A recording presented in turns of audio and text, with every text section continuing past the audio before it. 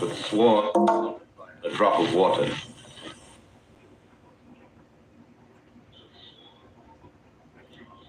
With infinite complacence, people went to and fro the earth about their little affairs, serene in the assurance of their dominion over this small, spinning fragment of solar driftwood, which by chance or design, man has inherited out of the dark mystery of time and space. Yet across an immense ethereal gulf, minds that are to our minds as ours are to the beasts in the jungle, intellects, vast, cool, and unsympathetic, regarded this earth with envious eyes and slowly and surely drew their plans against us. In the 39th year of the 20th century came the Great Disillusionment. Near the end of October, business was better. The war scare was over. More men were back at work. Sales were picking up. On this particular evening, October 30th, the Crosley service estimated that 32 million people were listening in on radios. Not much change in temperature. A slight atmospheric disturbance of undetermined origin is reported over Nova Scotia, causing a low-pressure area to move down rather rapidly over the northeastern states, bringing a forecast of rain accompanied by winds of light gale force. Maximum temperature 66, minimum 48. This weather report comes to you from the Government Weather Bureau. We take you now to the Meridian Room in the Hotel Park Plaza in downtown New York, where you will be entertained by the music of Raymond Riccello and his orchestra.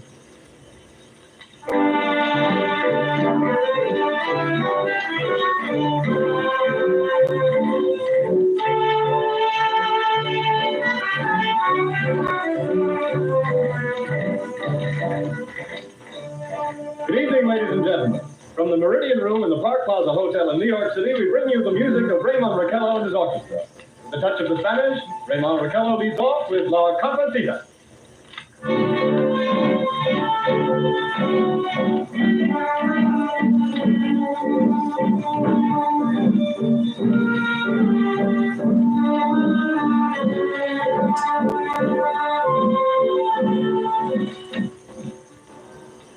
Ladies and gentlemen, we interrupt our program of dance music to bring you a special bulletin from the Intercontinental Radio News. At 20 minutes before 8 Central Time, Professor Farrell of the Mount Jennings Observatory, Chicago, Illinois, reports observing several explosions of incandescent gas occurring at regular intervals on the planet Mars. The spectroscope indicates the gas to be hydrogen and moving toward the Earth with enormous velocity. Professor Pearson of the observatory at Princeton confirms Farrell's observation and describes the phenomenon as, quote, like a jet of blue flame shot from a gun, unquote. We now return you to the music of Raymond Riccello, playing for you in the Meridian Room of the Park Plaza Hotel, situated in downtown New York.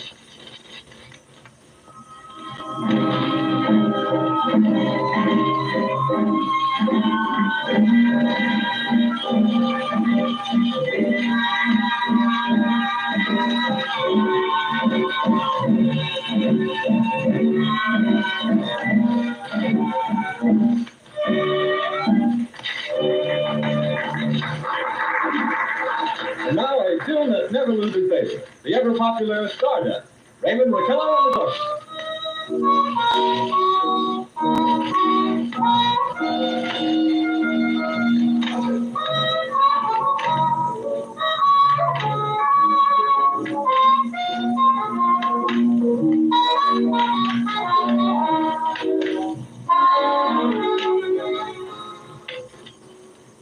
Ladies and gentlemen, following on the news given in our bulletin a moment ago, the Government Meteorological Bureau has requested the large observatories of the country to keep an astronomical watch on any further disturbances occurring on the planet Mars. Due to the unusual nature of this occurrence, we have arranged an interview with a noted astronomer, Professor Pearson, who will give us his views on this event. In a few moments, we will take you to the Princeton Observatory at Princeton, New Jersey. We return you until then to the music of Raymond Riccello and his orchestra.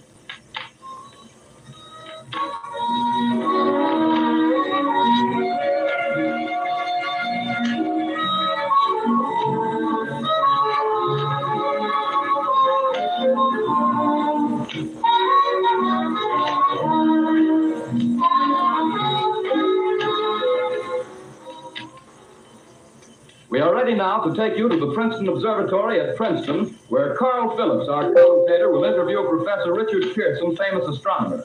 We take you now to Princeton, New Jersey. Good evening, ladies and gentlemen. This is Carl Phillips speaking to you from the observatory at Princeton. I'm standing in a large semicircular room, pitch black except for an oblong split in the ceiling. Through this opening, I can see a sprinkling of stars that cast a kind of frosty glow over the intricate mechanism of the huge telescope.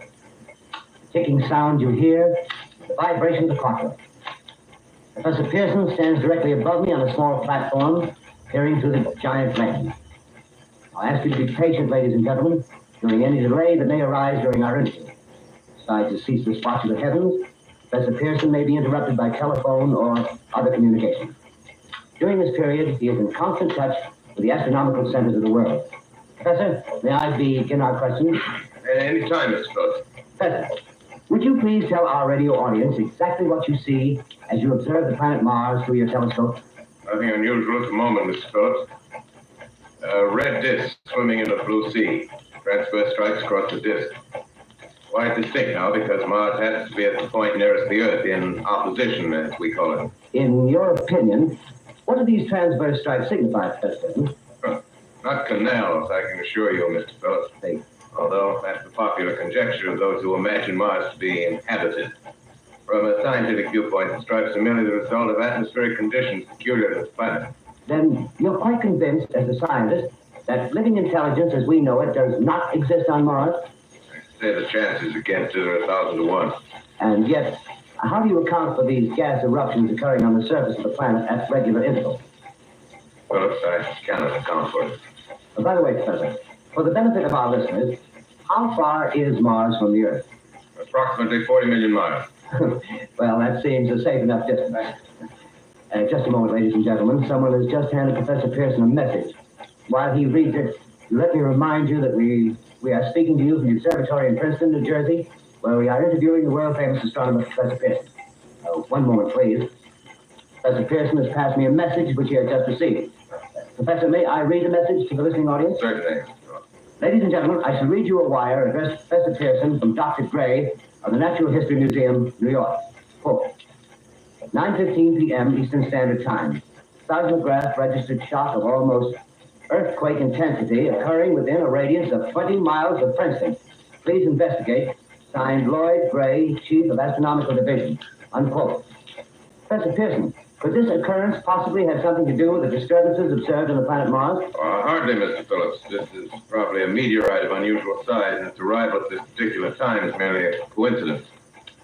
However, we shall conduct a search as soon as daylight permits. Thank you, Professor. Ladies and gentlemen, for the past 10 minutes, we've been speaking to you from the observatory at Princeton, bringing you a special interview with Professor Pearson, noted astronomer. This is Carl Phillips speaking. We are returning you now to our New York studio.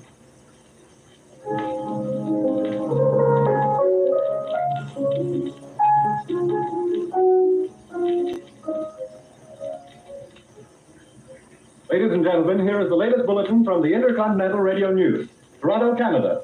Professor Morris of Macmillan University reports observing a total of 3 explosions on the planet Mars between the hours of 7:45 p.m. and 9:20 p.m. Eastern Standard Time. This confirms earlier reports received from American observatories. Now, nearer home, comes a special bulletin from Trenton, New Jersey. It is reported that at 8:50 p.m., a huge flaming object, believed to be a meteorite, fell on a farm in the neighborhood of Grover's Mill, New Jersey, 22 miles from Trenton. The flash in the sky was visible within a radius of several hundred miles, and the noise of the impact was heard as far north as Elizabeth. We have dispatched a special mobile unit to the scene, and we'll have our commentator, Carl Phillips, give you a word picture of the scene as soon as he can reach there from Princeton. In the meantime, we take you to the Hotel Martian in Brooklyn, where Bobby Millett and his orchestra are offering a program of dance music.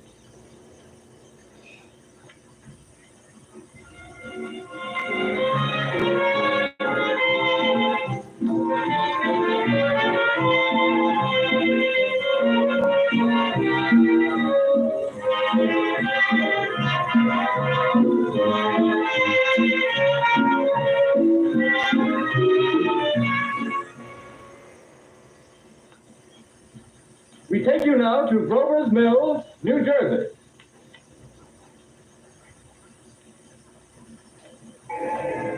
Ladies and gentlemen, coast again, out at the Wilmot Farm, Groversville, New Jersey. Professor Pearson and myself made the 11 miles from Princeton in 10 minutes. Well, I hardly know where to begin. Thanks for your word picture of a strange thing before my eyes, but something out of a modern Arabian night. Well, I just got here. I hadn't had a chance to look around yet. I guess that's it. Yes, I guess that's the thing directly in front of me. Half buried in a vast pit. Must have struck with terrific force. The ground is covered with splinters of a tree. It must have struck on its way down. But I can see the object itself doesn't look very much like a meteor. At least not the meteors I've seen. It looks more like a huge cylinder. Has a diameter of, what would you say, Professor Pearson? What's that? What would you say, what's the diameter of this? About 30 yards. About 30 yards. The metal on the sheath is, well, I've never seen anything like it. The color is sort of yellowish white. It's curious. Spectators now are pressing close to the object in spite of the efforts of the police to keep them back. Getting in front of my line of vision. Would you mind standing one side, please? While the police pushing the crowd back. Here's Mr. Wilmot, owner of the farm here. He may have some interesting facts to add. Mr. Wilmot, would you please tell the radio audience as much as you remember of this rather unusual visitor that stopped in your backyard? Step closer, please. Ladies and gentlemen, this is Mr. Wilmot. Well, I was listening to the radio. Closer and louder, please. Pardon me? Louder, please, closer. Yes. I was listening to the radio and kind of drowsing. That professor fellow was talking about Mars, so I was half chosen, half... Yes, Mr. Wilmot, and then what happened? Well, as I was saying, I was listening to the radio, kind of halfway. Yes, Mr. Wilmot, and then you saw something. Well, not first off. I heard something. And what did you hear? A hissing sound like this.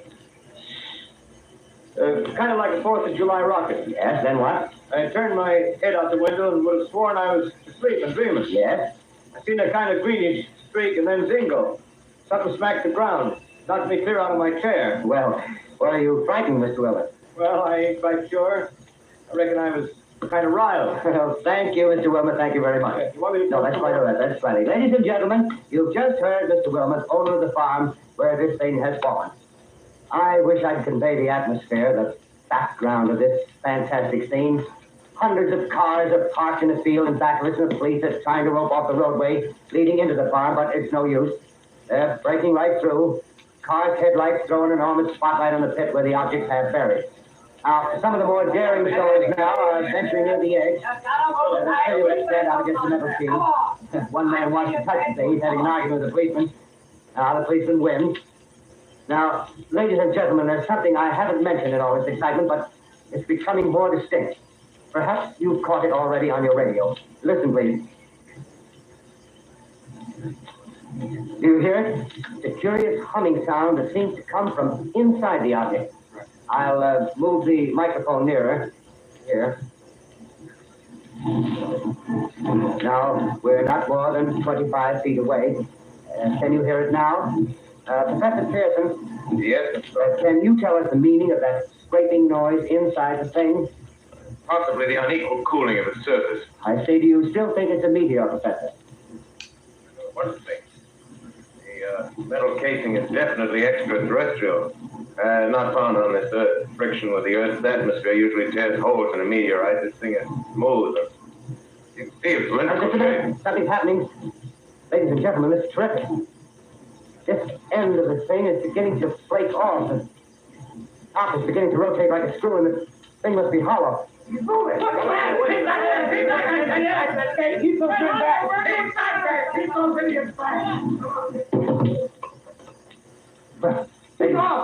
the top floor.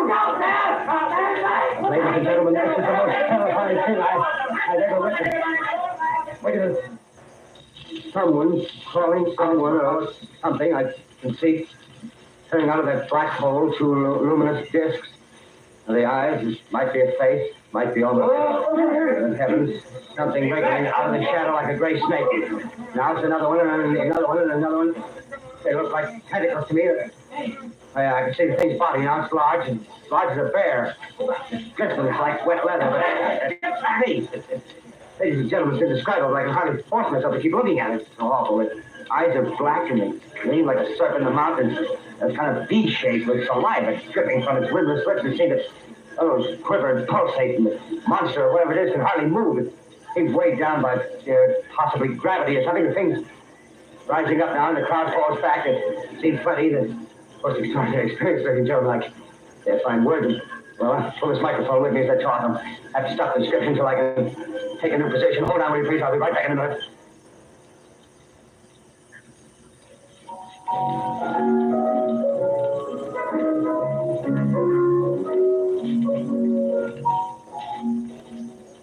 We are bringing you an eyewitness account of what's happening on the Wilmouth Farm, Grover's Mill, New Jersey.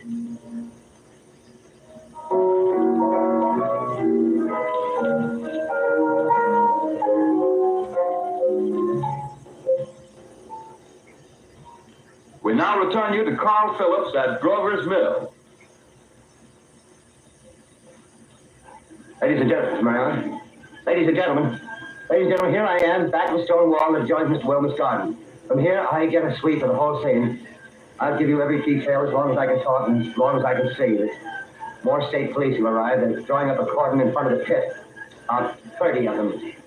No need to push the crowd back now. They're willing to keep their distance. The captain's conferring with someone. Can't quite see who. Ah, yes, I believe it's Professor Pearson. Yes, it is. Now they've parted, and the professor moves around one side, studying the object while the captain and two policemen advance with something in their hands. I can see it now. It's a white handkerchief tied to a pole. Flag of truce. Those creatures know what that means, what anything means. Wait a minute, something's happening. A humped shape is rising out of the pit. I can make out a small beam of light against a mirror. What's that? There's a jet of flame springing from the mirror and it strikes the advancing men. It strikes them head on. Oh, Lord, they're turning into flames. I hear fuel caught by the woods that climb it.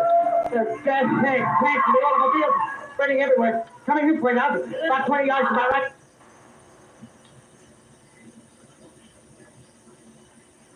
Ladies and gentlemen, due to circumstances beyond our control, we are unable to continue the broadcast.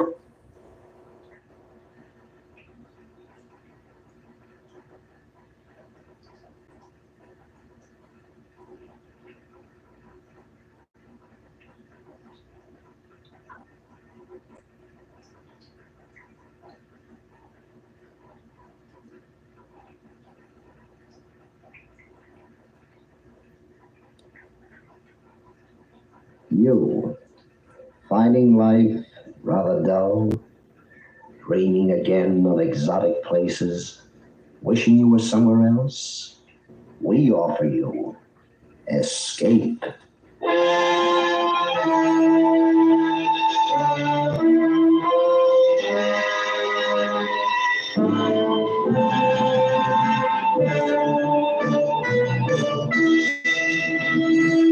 Today, Escape brings you one of the most unusual and terrifying stories of recent years. It is a story of such scope that the producers of Escape, in order to dramatize its full impact, will present it in 2 episodes. So now, with the performance of John Daner as Isherwood Williams, we bring you part 1 of George Stewart's powerful novel, Earth Abides.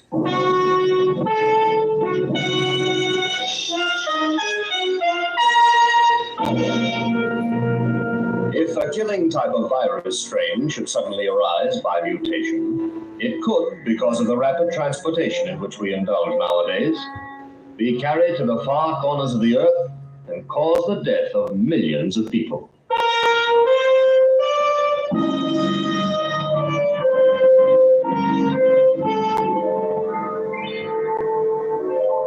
If you should awake some morning, tomorrow morning, let's say, if you should wake to a man-dead world, where virtually all of human life had been dissolved from the face of the earth, leaving behind only buildings, bridges, machines, if you should awake to such a world tomorrow morning, what would you do? Where would you go?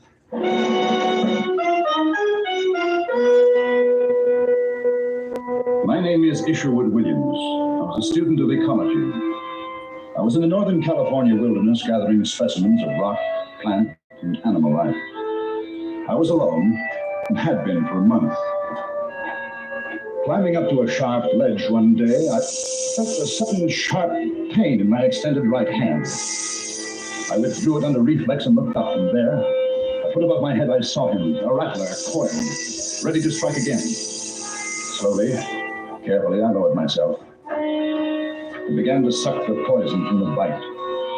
I wrapped a handkerchief about my wrist, tourniquet style, and headed for my cabin. There, I broke open my snake bite outfit, cut a neat crisscross in my hand at the point of the wound, and applied the rubber suction pump. Then I lay down on my cot. I felt sick. Sick because of the poison. Sick because I was alone. I was weak. In a few moments, deep, warm blackness closed in above me.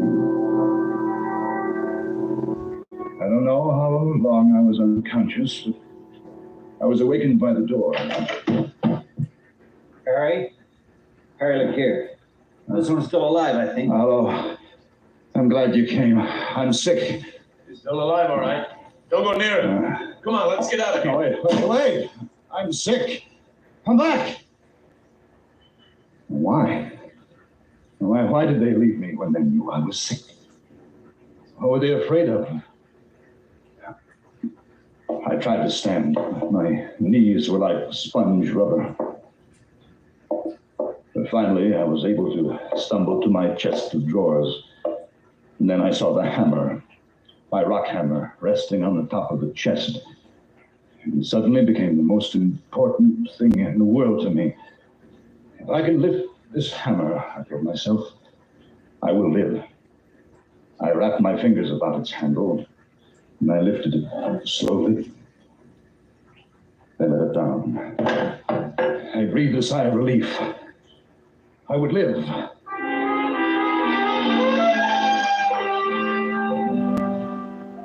In the morning, I felt better. I got up, packed the car, and headed for the nearest town, Hudsonville, about 10 miles to the south. They'd take care of me in Hudsonville. Consider, if you will, the case of the rats that once inhabited Christmas Island, a small bit of tropical verdure some 200 miles south of Java. In 1903, a new disease sprang up. The rats proved universally susceptible and soon were dying by the thousands. In spite of great numbers, in spite of an abundant supply of food, in spite of a rapid breeding rate, the species is now extinct.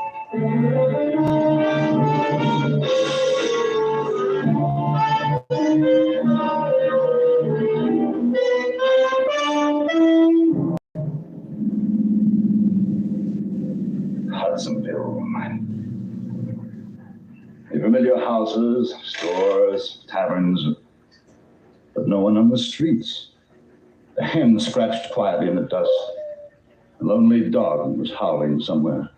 I got out of the car and walked into a little restaurant. The place was empty. Hey, is anybody here? Hey! Silence. Deathly silence. On the counter, I saw a newspaper. Flipped it open. The headline, Crisis. Acute. I read the story, dispatched from Washington. The federal government is herewith suspended as of the emergency. All officers, including those of the armed forces, will put themselves under the orders of any functioning local authority by order of the acting president. Front page, column 3. The West Oakland Hospitalization Center has been abandoned. Its functions, including burials at sea, are now concentrated at the Berkeley Center. Keep tuned to your radio. The radio. The radio in my car.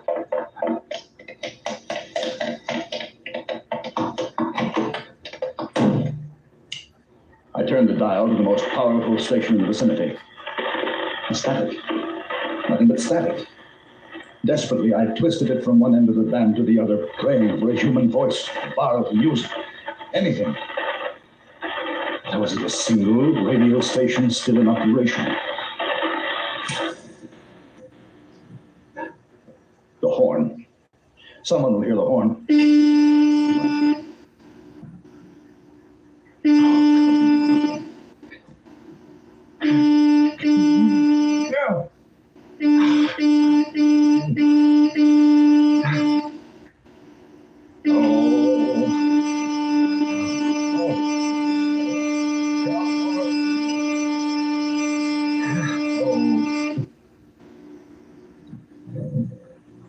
Silence. Silence and death. I leaned back in the seat exhausted. I sat that way for minutes before I looked at the paper again. The paper. The last sign of human life left to me. It was dated a week before. I read it through twice. Whole cities had perished. Medical centers, bodies. Doctors, nurses, burial crews hard at work, and then they too have fallen and died.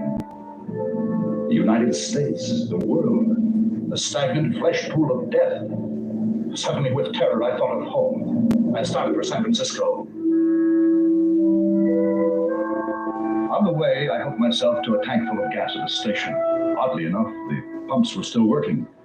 Electricity still flowed from the river-driven generators and the lights still blazed. I wondered how I had survived. Perhaps the snake venom had counteracted the virus. Perhaps the clean wilderness, who could say. But somewhere, someone else was alive. The men at the cabin door, there must be others, but where? I passed some cows in a pasture. Smiled to myself at the irony. The world belonged once again to the animals. Ecological observation. Pedigree means nothing now.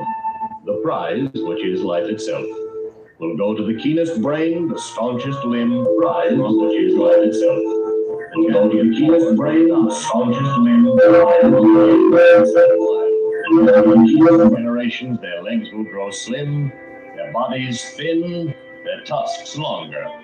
Man, they need nothing from man. I passed 4 or 5 cars on the highway, abandoned. But farther along, I spotted another car, and there was a man inside. I stopped and got out. He had fallen over the wheel. There was a bottle beside him, and the strong smell of cheap liquor. I shook him. Come on. Come on, wake up. Wake up. Wake up, I said. Hey, come on now, come on. Now, leave me alone. Now, you just leave me alone. I said wake up. Hey. What's your name? Your name? Oh, Oh, come on. Don't go back to sleep. What's your name? Barlow. Barlow's my name. 58 Barlows in the Seattle telephone directory. I'm the only one left. The dirtiest skunk of the lot. What am I doing alive? Answer me that. Go back to sleep, Mr. Barlow. Wait. It's free on the house. Everything's on the house now. Have a drink. No, thanks. Let me tell you why I'm still alive. Because I'm being punished. I'm not good about that. Oh, goodbye, Mr. Barlow. Hey, come on back. I'll buy you a drink. I'll buy you a drink. Look here, I got $500. I took it from a bank yesterday. You want it? Yeah. $500.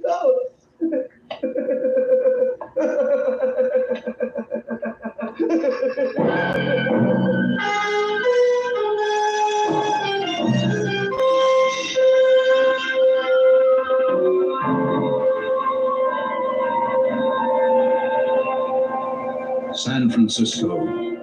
The mute, dead city of San Francisco. A naked forest of concrete with its empty streets, its ghosts of newspapers blowing across alleys. I crossed the Bay Bridge, stretched over the blank water. A single car, coupe, parked in an emergency recess with its sole possessor now. The Bay Bridge, a final monument to the greatness that had been mankind.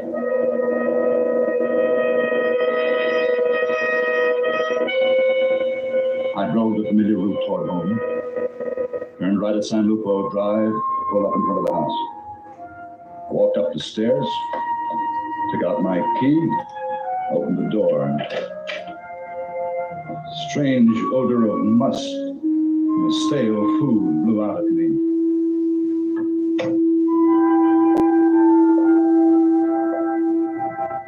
Mom?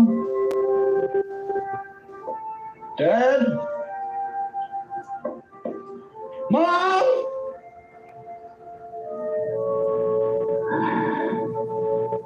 I fell into a chair and cried.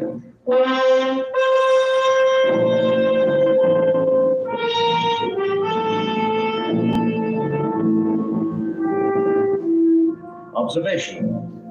The desert and the wilderness began a long time ago. Men came only in the latter centuries. They camped at the springs and wore faint trails through the mesquite bushes. They laid rails, strung wire, paved long, straight roads. After a while, men were gone, leaving their small works behind them. In 1,000 years, a conservative estimate, man will be a forgotten stone in the jungle.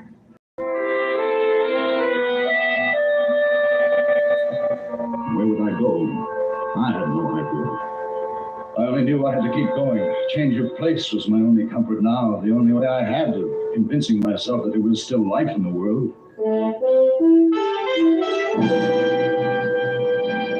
The snake bite began to hurt again. I felt good, some small sign of living flesh.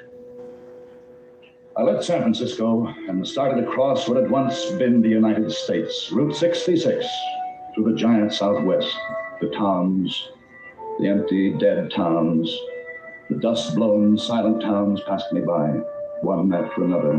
Kingman, Flagstaff, Albuquerque, Oklahoma City.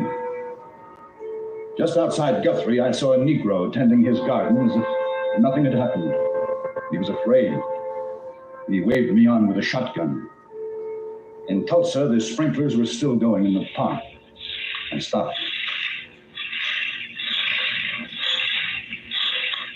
In Fayetteville, Arkansas, I heard music. Came from a little bar, neon lit, spitting its bright invitation to the empty street. I took my hammer and went inside. Bottles were stacked neatly, bar rag over the rack, and a broken jukebox, blazing in blues and red, singing its song to the vacant varnished tables. And you just want to jump up and down like a carnival. Shut up. It's wild. Shut up. There's a sparkle in me.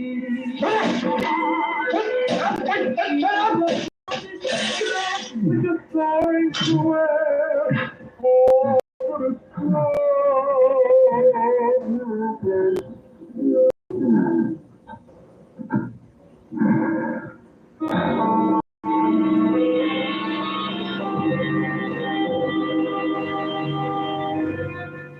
I slept in the best auto courts of the most luxurious hotels. I slept and ate from the leavings of 150 million people. All the wealth of America had been bequeathed to me. All its wealth. And its death. 3 days later, I pulled up the Pulaski Skyway, crossed George Washington Bridge, came to Manhattan. The splendid, slow-decaying corpse of Fifth Avenue, the sable mink in the windows, the silly traffic lights changing color at naked intersections. Manhattan, soulless and dead. Stretched out between its rivers, the city will remain for a long time. Stone and brick, concrete and asphalt, glass. Time deals gently with them. A window pane loosens, vibrates, breaks in a gusty wind. Lightning strikes, loosens the tiles of a cornice. The shade trees on the avenues die in their shallow pockets. Bats fly from the 59th floor. City dies slowly. In the afternoon, I saw smoke from a chimney in the Bronx. I drove to the house, a small house, and knocked on the door.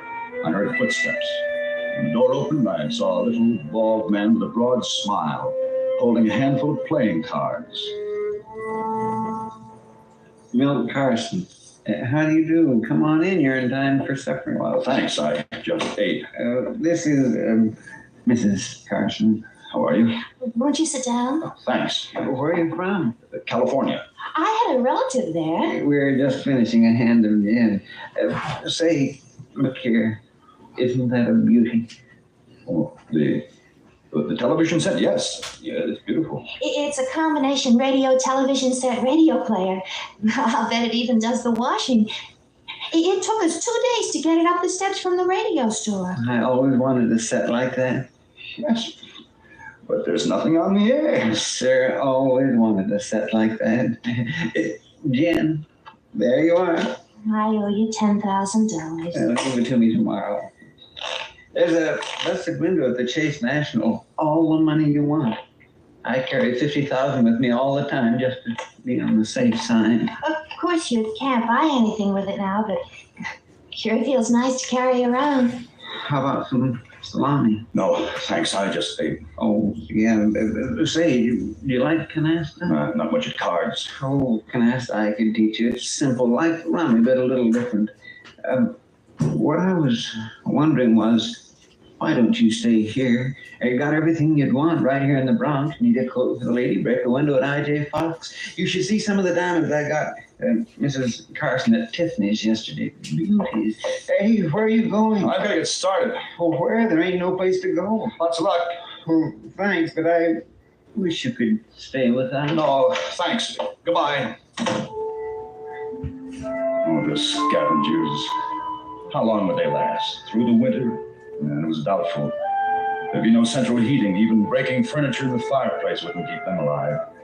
They were like highly bred spaniels or Pekingese who walked the city streets at the end of their leashes. They would die with the city a season or two later of pneumonia or accident. The Negro in Oklahoma with his heart to the land, he would survive. Milt Carson and his new wife, no. They were waiting for death at the card table.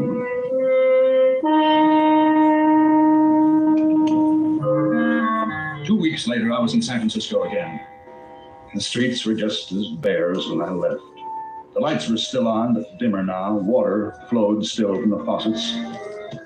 But San Francisco had a new population, the dogs. They hunted in packs, all breeds bound together in the common search for food. Danes, Dalmatians, Scotties, toys, all of them. The dogs had taken over the city.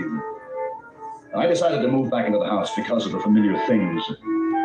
Late one afternoon, I went out to look around the neighborhood. I heard the yelping too late. As I looked around me, I saw myself being surrounded by dogs. They were hungry, ravenously hungry, and I started to close in. The car was on the street some 50 feet away. If I could make the car. The dog made a lunge for me. I kicked violently and started to run. They were after me, some of them running at my legs. He reached the car, opened the door, and slammed it. They climbed to the window, baring their fangs, their red tongues wet with hunger. But I was safe.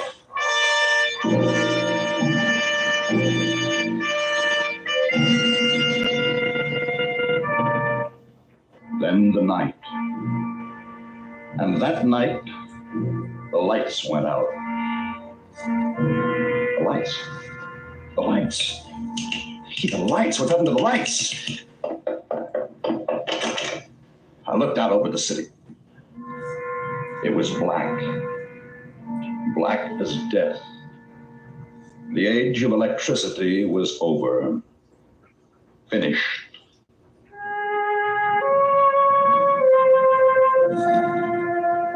There were candles. Mom kept them for ceremonial occasions in the buffet, and I found myself hoarding matches and flashlights, candles, piling them up in the corners. There was only night and day. Time had lost its meaning. I had food and clothing. And then I had books to read. The Bible. And I read the Bible. Let him kiss me with the kisses of his mouth, for thy love is better than wine.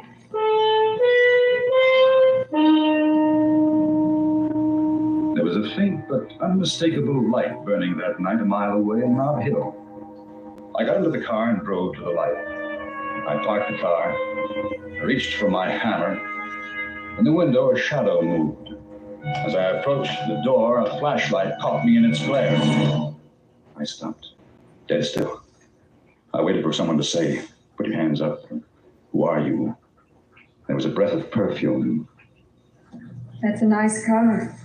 I can pick up a better one on any street corner. Come on in. Thanks. How about some coffee? Sounds good. How come you didn't find me before this? I just saw the light tonight. I decided to investigate. I saw your light lots of times. Oh? You live down on San Lupo Drive. Well, why didn't you come in? Woman's pride. Man's supposed to come after the woman. That was before. There are no rules now. No, but they're habits. Want yours black? Yeah, black's fine. I don't want you to think you're the first one I've met. There were 5 or 6 others. They saw the light when it came in. They had coffee and I sent them on. What about me? I don't know you. Well, I'm clean, well-educated, healthy, young. Those are the good things. I dislike turnips, canned beans, stupid people. What's your name? You'll laugh. I would laugh. What's your name? Isherwood, my mother's maiden name. Everybody calls me Ish. Well, mine's Emma. Emma and Ish. Nobody's going to write any love songs with that combination. No. Don't imagine they will. I like you. Coffee will be ready in a minute. Emma, will you come and live with me? I don't know you. What is there to know? Do I like you? You like me? We're both alone. Emma. Emma. Yes. Good. Ceremony. It ought to be some kind of ceremony. Have you a Bible? Bible? On the mantle. I never used it. I just had it. Here. Give me your hand. Now, we shall be together always.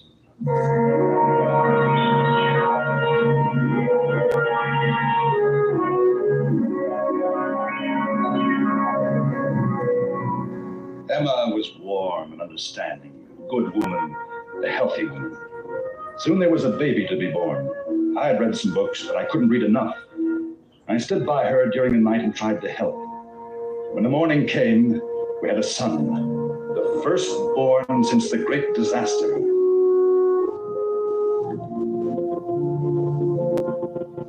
Then there was the matter of time. We won't need to know the exact hour. No, that's true. The clocks have stopped, but what's the difference? We eat when we're hungry, and when we're tired, we go to bed. Look, the months and the years.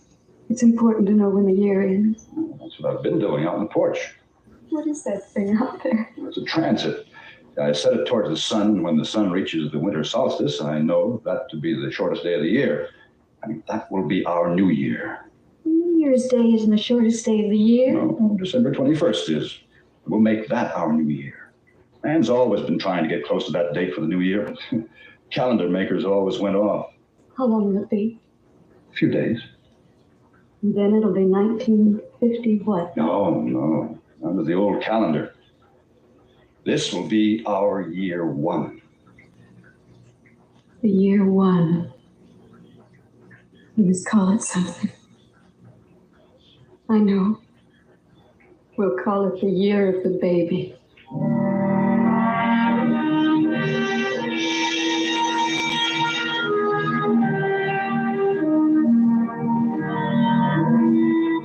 The new life began around the simple problems of Emma, myself, and the baby. The day came when the sun reversed its path. I took my hammer and a chisel. Emma and I had found a tall, smooth rock in what had once been a small public park. In the rock, I carved the figure 1. The new beginning, I said to her, the rebirth of man. In the year 2, the rats came. San Francisco was overrun with them.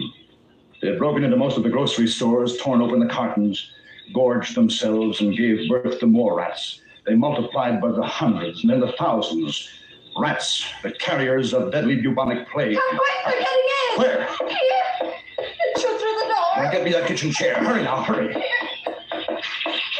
We're going to the bedroom, toward the baby! Now hold the chair against the opening. I'll nail it later. The baby! I rushed into the bedroom, taking my hammer with me. There were 2 of them, tremendous rats. I stationed myself at the crib. One came toward me, unafraid, for the fear of man had been bred out of them. And I flung the hammer at him. I missed. The rat leaped into the crib. I threw a blanket over him and flung him to death on the floor. Then I picked up the hammer and threw it at the other one. Dead. But that was just two of them. Outside, I could hear hundreds squealing, their tiny feet scratching at the walls. How long would it be before they destroyed us? Man was gone now. This was the age of the rats.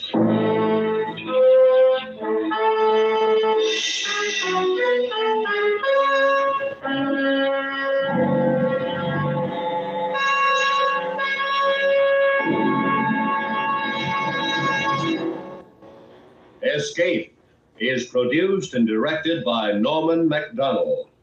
You have just heard part one of Earth Abides by George Stewart, specially adapted for Escape by David Ellis. John Daner was starred as Ish, with Larry Dobkin as Dr. Stanley, and Peggy Weber as M. Featured in the cast were Michael Ann Barrett, Parley Bear, Ron Brogan, Paul Frees, and Lou Krugman. The special music for Escape was arranged and played by Ivan Ditmars. Next week, Escape will bring you the second half of Earth Abides, truly one of the most gripping and terrifying novels of recent years.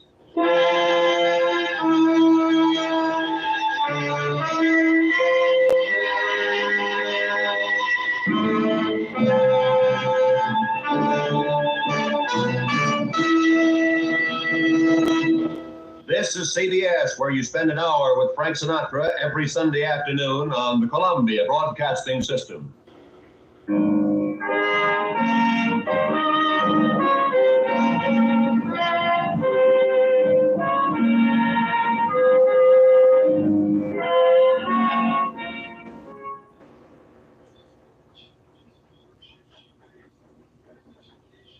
You, finding life rather dull, dreaming again of exotic places, wishing you were somewhere else, we offer you Escape.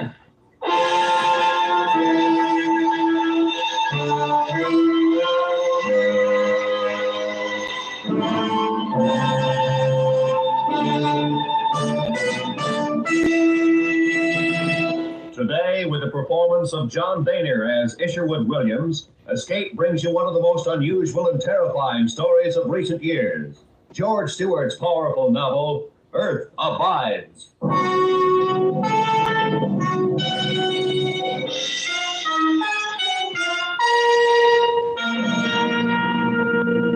If you should awake some morning, tomorrow morning, let's say, if you should awake to a man-dead world where virtually all of human life had been destroyed from the face of the earth, leaving behind only buildings, bridges, machines, if you should awake to such a world tomorrow morning, what would you do?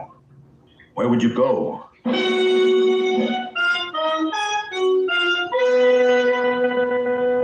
This is the year 3. My name is Isherwood Williams. 3 years since I returned from the lonely mountain country of Northern California to find that mankind had virtually vanished from the earth. Some unknown virus had scourged him from his high place among animals. His great cities were tombs. His entire civilization was crumbling. I toured the emptiness that had once been called America. From the silent towers of Manhattan to the Golden Gate Bridge, I saw in all 10 human beings still alive.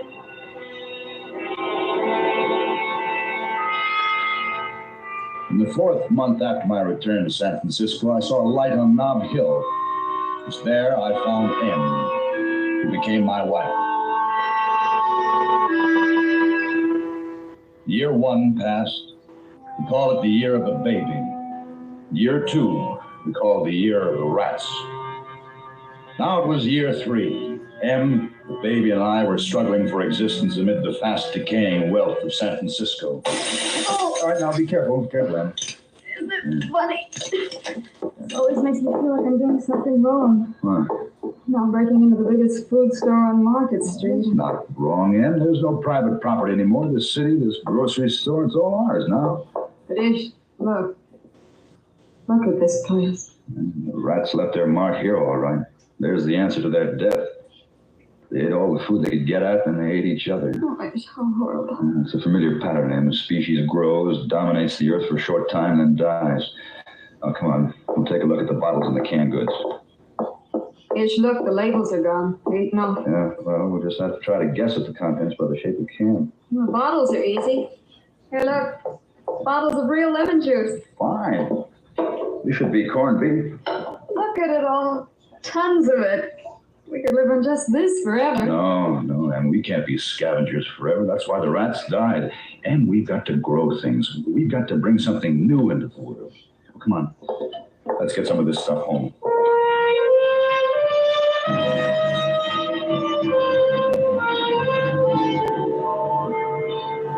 During that year, Em and I found whatever we needed for ourselves and the baby in the empty, silent stores of San Francisco. We lived on the spoiling supplies of 1 million people. One evening, just after dusk, I suddenly noticed a strange, wavering glow in the sky over the downtown area of the city. I crawled into the window. There was a smell of smoke in the air. Fire, Em! Hitch. San Francisco is on fire! Hitch. Isn't there something we can do? No. There were. Must be 3 square miles of flame. What started it, do you suppose? And there were no oily rags in the basements, and gasoline explosion could be any one of 1,000 causes. Will it reach the house? No, I don't think so. Wind's blowing it away from us. It'll burn itself out in a day or two. I'll come away from the window. Em. Em, do you smell gas? I don't know. It smells like it to me. Open the door to the hall. Yeah. Hey. Hey, the hall is filled with it. Hey, we've got to get out of here. Gas line must have burst. One spark in this place will blow up like a bomb. Baby, I'll take the baby. All right. We'll be safe from the fire escape. Hurry, Em. Here, I'll take the baby. I'll just hang onto the rail and I'll walk slowly. Come on. We started down the fire escape. In the distance, the flames were gutting the heart of the city. Parts of Chinatown were already gone. Kept going down the street level, then we started running. In each second, the spark could blow the building to dust, and we ran, our breath tearing our throats. Back against the wall, Em, the shockwave.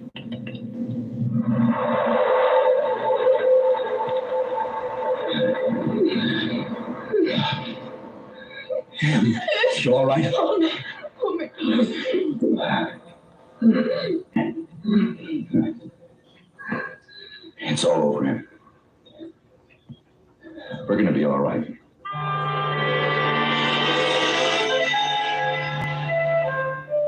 We moved to another section of town that had been spared by the fire.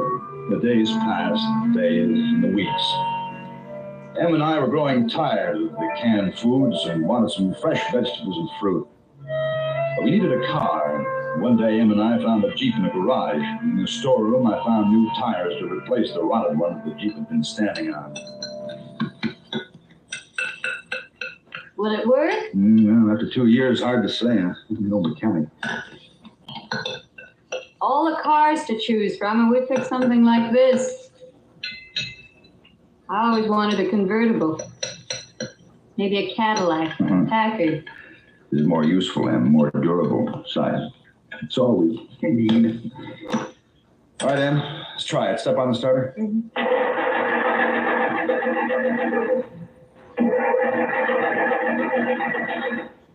No.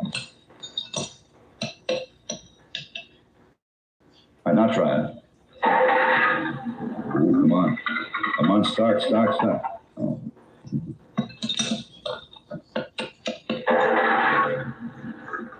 Good. Come on. Good. Come on. She did it.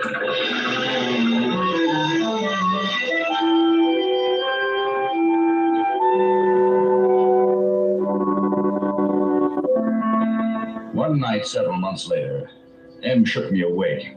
Ish. Huh? Ish. Wake up. Hmm? There's something outside moving around. What? Right by the window. Give me the hammer.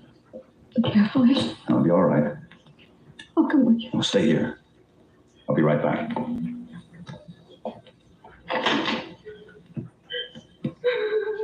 Who's there? Who's there? Girl. Come here. Oh, I won't hurt you. Come here. What are you doing? Eileen. My name is Eileen. Where are you from? Eileen. Hungry. Well, come on inside. Eileen? Eileen? Oh, I've been looking all over for you. Eileen, where have you been? Okay, mister. You can put that hammer down. I ain't gonna hurt you. Oh, sure. Sure, well, come on inside. Em, somebody's here. Yes, Eileen and me. She's my adopted daughter. About a year ago, I found her on Main Street in Los Angeles. She was starving. Can't forage for herself, Eileen can't, so I gotta take care of her. She can't think so good. Well, how long you been here? About 2 days, wandering around the city. Nice city, this San Francisco. Wished I'd have visited here when it had people. Reckon I really could have had myself a time. I'll get you two something to eat. Well, that's mighty nice. By the way, I sure am an impolite cuss. If my name's Ezra, I don't believe I caught yours. Isherwood. This is Em. Well, I'm happy to know you. Eileen, looks like we've met up with some real nice people.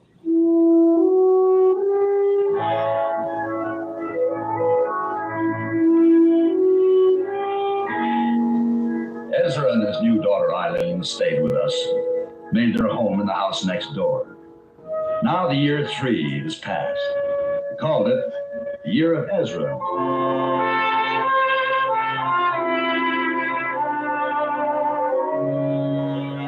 November, the year 4. A woman came a week ago. She had dark hair, dark eyes. She was alone.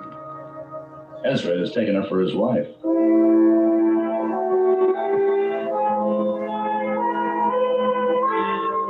June 9th, the year 5, our second son was born this day. We named him Joey. April, the year 6, 2 men and a woman have come. George says he's a carpenter. Harry worked in the bank. He'll have to learn a trade. The woman is called Mabel.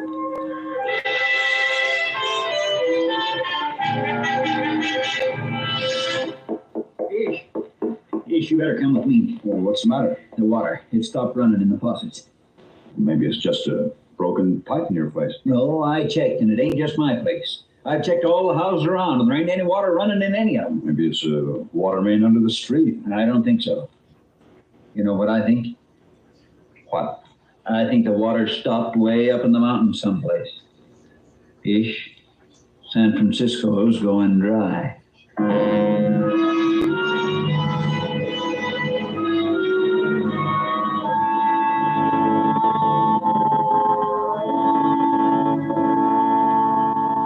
2 weeks, not a drop of rain. Ezra, we can't go on boiling the water forever. If we're going to live, we've got to get out of here. Yeah, but there's still all them canned goods. That's what's wrong, Ezra. We've been living off the old instead of building something new. But we've got to forget that water ran out of faucets and vegetables come in cans. We've got to start growing things ourselves. We will when the time comes, I reckon. You better come quick. What is it, Ann? Eileen, What's the matter with it? she must have been drinking polluted waters. Typhoid.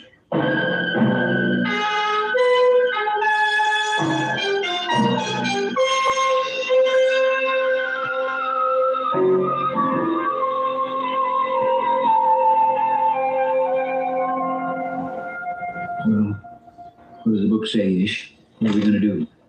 Isolate the others. Mabel can nurse Eileen. What do we do for her? What's the treatment? And you can't shorten the disease. It says all you can do is help make it less severe. Now, don't worry, Ezra. We'll do our best. Eileen, she's so helpless.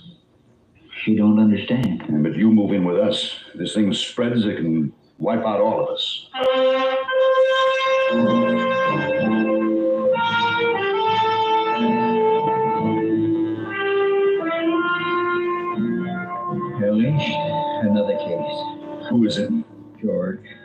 Move him in with Eileen.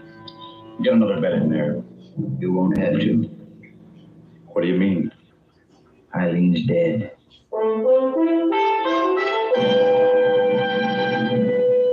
This is the year 6, a year of disease and death.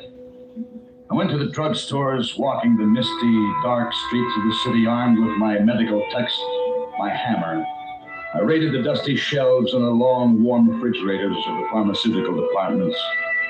The wonder drugs had long since rotted in their vials. Some sulfur was still potent, and I used it liberally.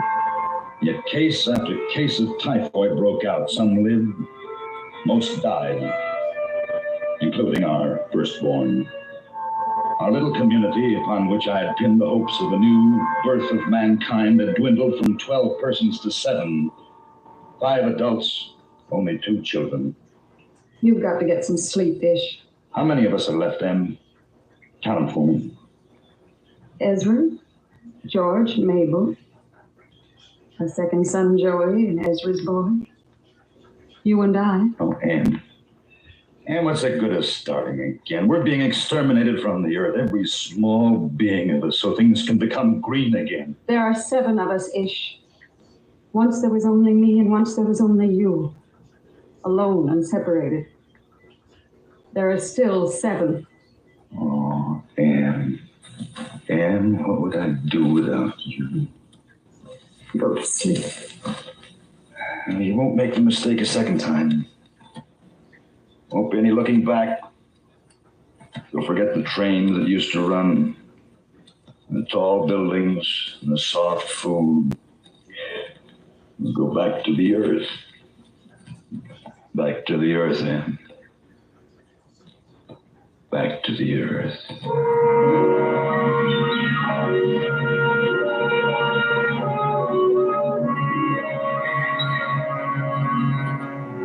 We left San Francisco, we few survivors. We packed only the essentials, the machines, the conveniences. We left to the sun and the wind. From this time on, we'd work in the soil. The decay of the old times was behind us now. We went south and east until we came to a watered land, green with growing things. This would be our Eden. Here, without the memories of a dead people about us, we would begin mankind again.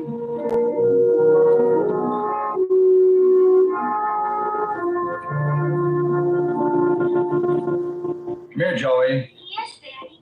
Joey, here, sit down here next to me. I want to ask you some questions. Sure. Now, first of all, what year is this? Oh, that's an easy question. The year 15. Joey, did you do your reading today? Sure. You like to read. Yeah. Joey, there's something I want to tell you. You know, there were once a lot of people like us on Earth, millions. You know that, don't you? Yeah, I read about them. They could fly. That's right. Well, someday there'll be millions of people again. And they'll fly again, years from now. But after I'm gone, there won't be anybody to show them the way. That's why I'm depending on you. What am I supposed to do? Learn, read, study. You're going to lead them someday, Joey, after I'm gone. Don't let them go back. You don't understand. I think I do. Oh, you will. Oh, look. I want to show you what I made this morning. What is it? It's called a bow. Guns won't be good much longer. The powder will get rotten. Guns will get rusty. You can hunt with this, kill animals for food. Here, look here, see? I carved it out of willow. Then I strung strips of calf hide from one end of the bow to the other. And now watch this. See here, this is the arrow. That's fun. Let me try. All right, here. Like this? That's right. Now pull back. Hard. No. Hard. There. Now, let go. Boy, that's swell.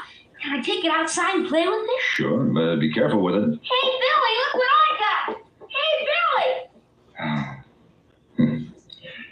It took thousands of years for man to pass from the spear to the bow and arrow. I've just done it in 5 minutes.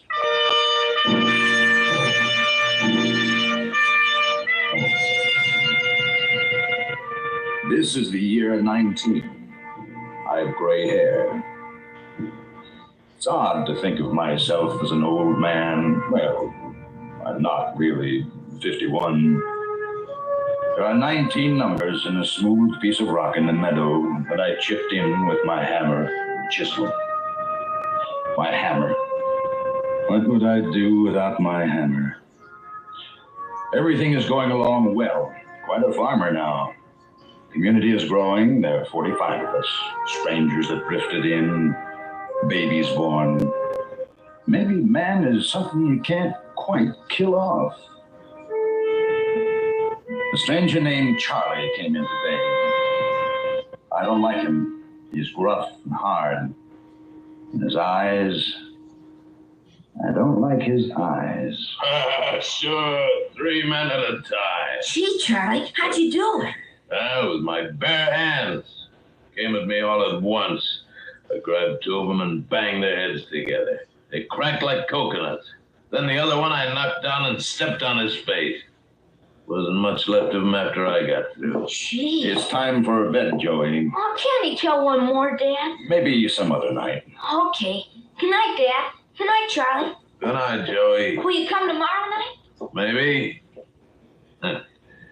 Great kid you got there.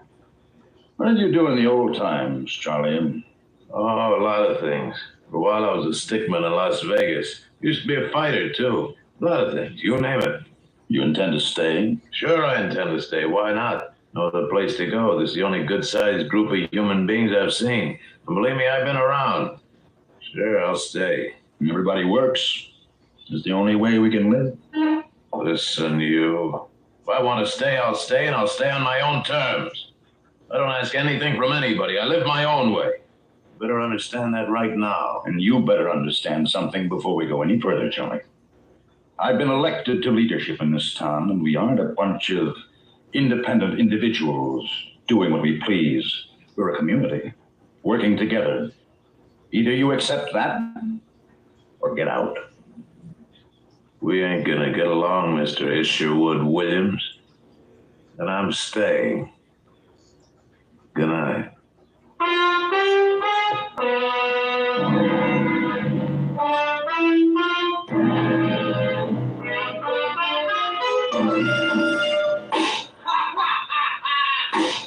Gunshots.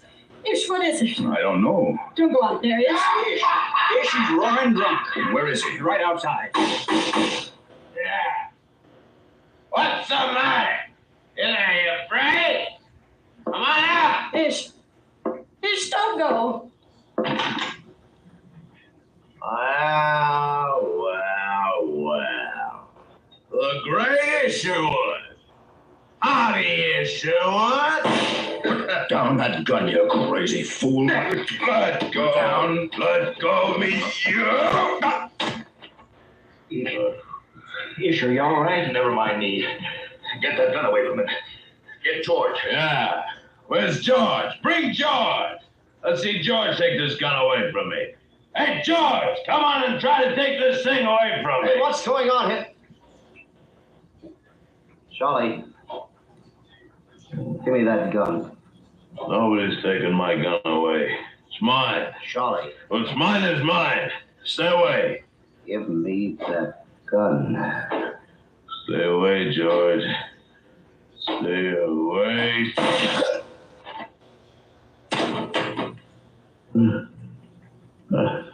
I told him to stay away. George. George! He's dead.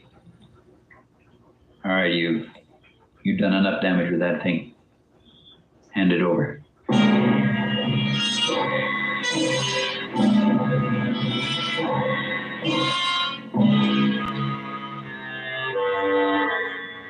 There's only one answer. Death. Death. You mean killing? Murdering? No, it's not murder, Em. You, Mabel, and Ezra and I, we're the government now. We've been elected. Council of 4. There isn't any government but us. It's not a matter of punishment. It's protecting the community from a menace, and that's what Charlie is. But he was strong. All the more reason he might do it again. Afraid so, Em. We can't take the chance. We're like a jury. Let's vote. We've got all the facts. The vote's been called. Any questions? Is it right? Is it right to take a human life? To save many lives, yes. And it's got to be right. We'll take a voice vote. You first, Mabel. What do you say? Death. Ezra? Death. Em? Well, how do you vote, Em? Death. It's unanimous. We'll carry out the sentence tomorrow morning.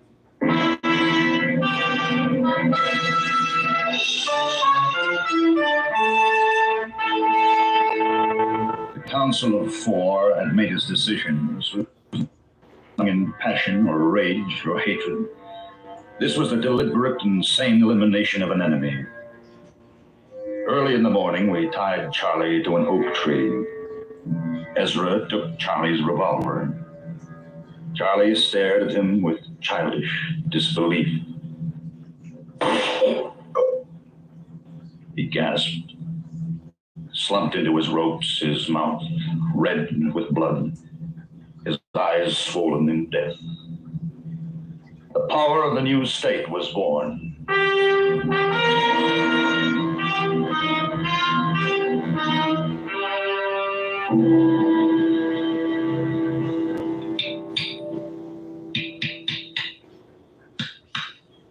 Grandfather?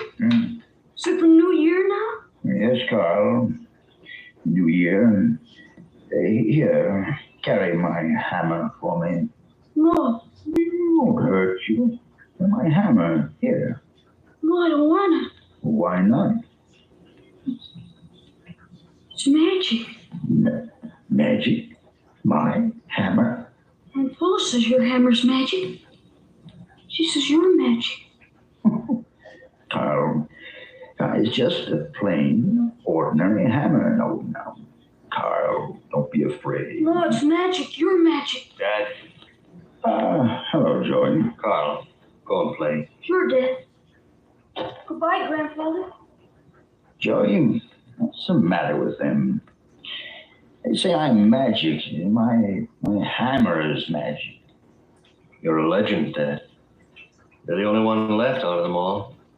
Ezra, George, Mabel, Mother Em, all gone now. Only you.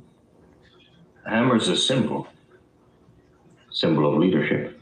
Yes, that's the way things happen. You were the only one that's lived through from the old times. The only one. The only one. Joey. Yes, Dad? I'm old. Very old. And I can't see very well. Did I make the numbers clearly? Yes, Dad. 48. The year 48.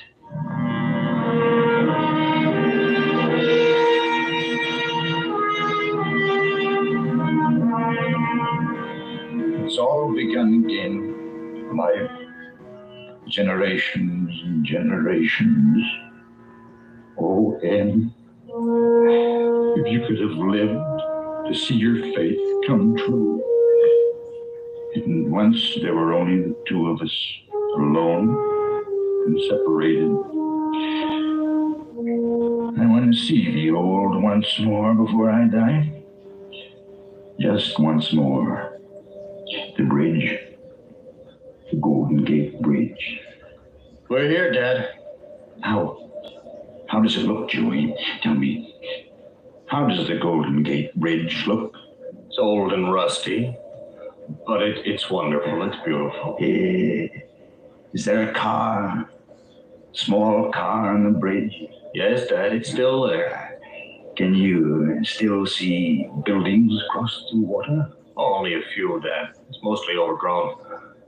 But the hills behind the city are beautiful today. Good. Joey, here. Here's the hammer. Yes, Dad. You're the new leader now. The hammer has always been the symbol. Pass it on to the best of them. And, Joey, don't let them make a god of you. Let knowledge be the watchword. Oh, when you understand, Joey. I understand, Dad. Know the earth, Joey. Know the earth.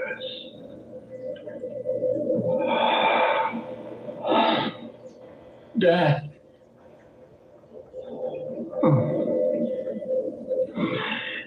Men go and come,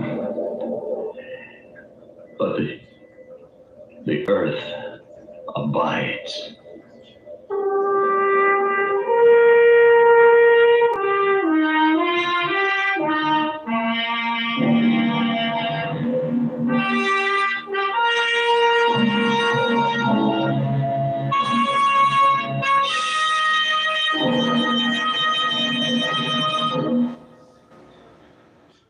Escape is produced and directed by Norman MacDonald. You have just heard Earth Abides by George Stewart, especially adapted for Escape by David Ellis.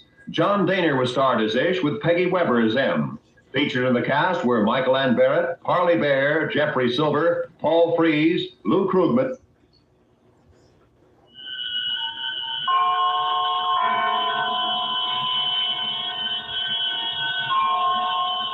The Columbia Network takes pleasure in bringing you Suspense.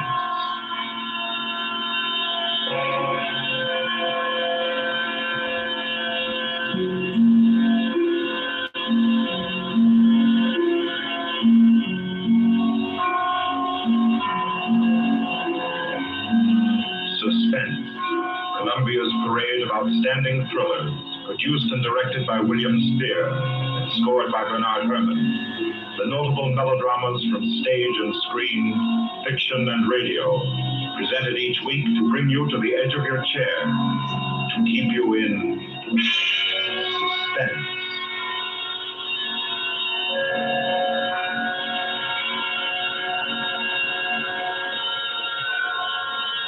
Good evening. This is Orson Welles. I'm very happy I am to be back in the United States and back on the Columbia Network, even for so short a visit as this one. Back with old friends like Johnny Dietz, who's tonight's director, and Bernard Herrmann. The Mercury Theater presented tonight's radio play for the first time last year. We came right out then and hailed it as a classic of the medium. Nobody argued the point. A lot of people asked us to do it again, so it's gratifying to get the chance now and to find a favorite of ours in this distinguished anthology of spook shows. Personally, I've never met anybody who didn't like a good ghost story, but I know a lot of people who think there are a lot of people who don't like a good ghost story. For the benefit of these, at least, I go on record at the outset of this evening's entertainment with the sober assurance that although blood may be curdled on this program, none will be spilt. There's no shooting, knifing, throttling, axing, or poisoning here. No clanking chains, no cobwebs, no bony and or hairy hands appearing from secret panels, or better yet, bedroom curtains. If it's any part of that dear old phosphorescent foolishness that people who don't like ghost stories don't like, then again, I promise you, we haven't got it. Not tonight. What we do have is a thriller. It's half as good as we think it is. You can call it a shocker. It's already been called a real Orson Welles story. Now, frankly, I don't know what this means. I've been on the air directing and acting in my own shows for quite a while now, and I don't suppose I've done more than half a dozen thrillers in all that time. Honestly, I don't think even that many, but it seems I do have a reputation for the uncanny. Quite possibly, a little escapade of mine involving a couple of planets, which shall be nameless, is responsible. Doesn't really matter. Don't think I disapprove of thrillers. I don't. A story doesn't have to appeal to the heart. It can also appeal to the spine. Sometimes you want your heart to be warmed, and sometimes you want your spine to tingle. The tingling, it's to be hoped, will be quite audible as you listen tonight. The Hitchhiker. That's the name of our story. The Hitchhiker.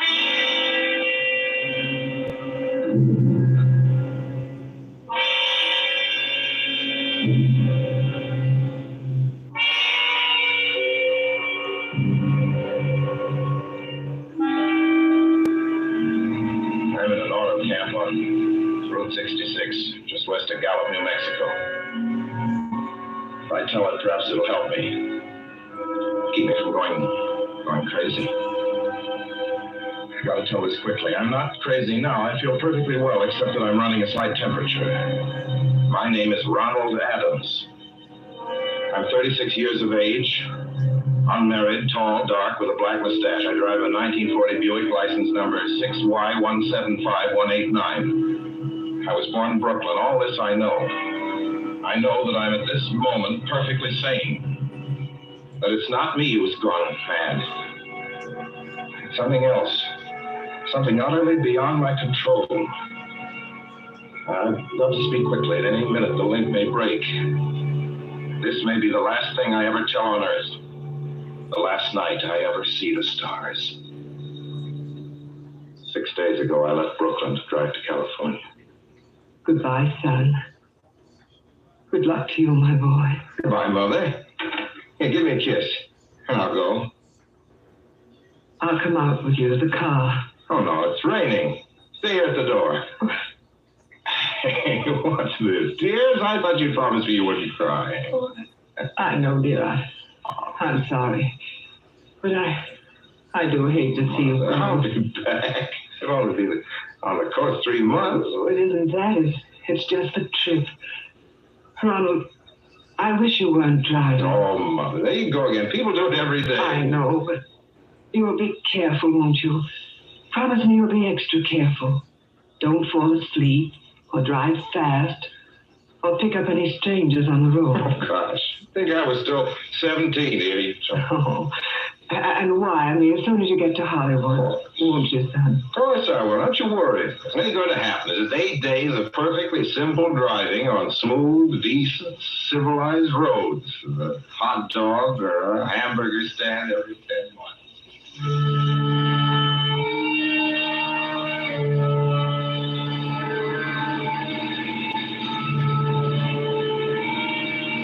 I was in fine spirits. The drive ahead of me, even the loneliness seemed like a lark.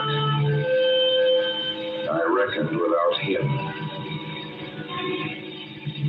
Crossing Brooklyn Bridge that morning in the rain, I saw a man leaning against the cables. He seemed to be waiting for a lift. There were spots of fresh rain on his shoulders.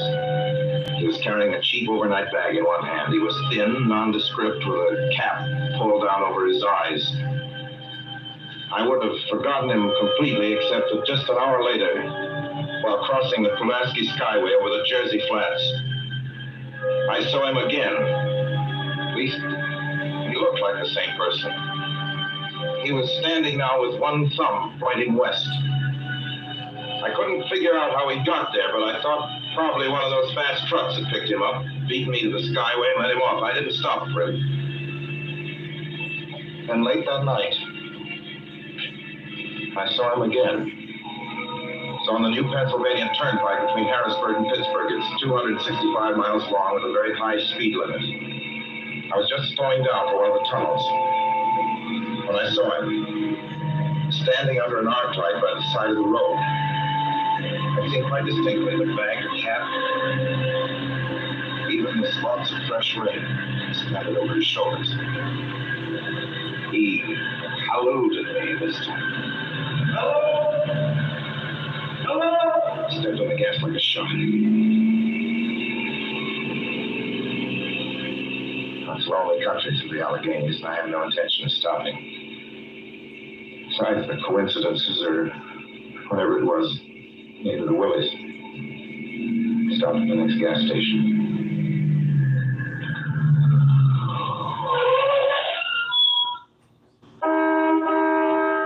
Yes, sir. Fill her up. Certainly, sir. Check your oil, sir? No, thanks.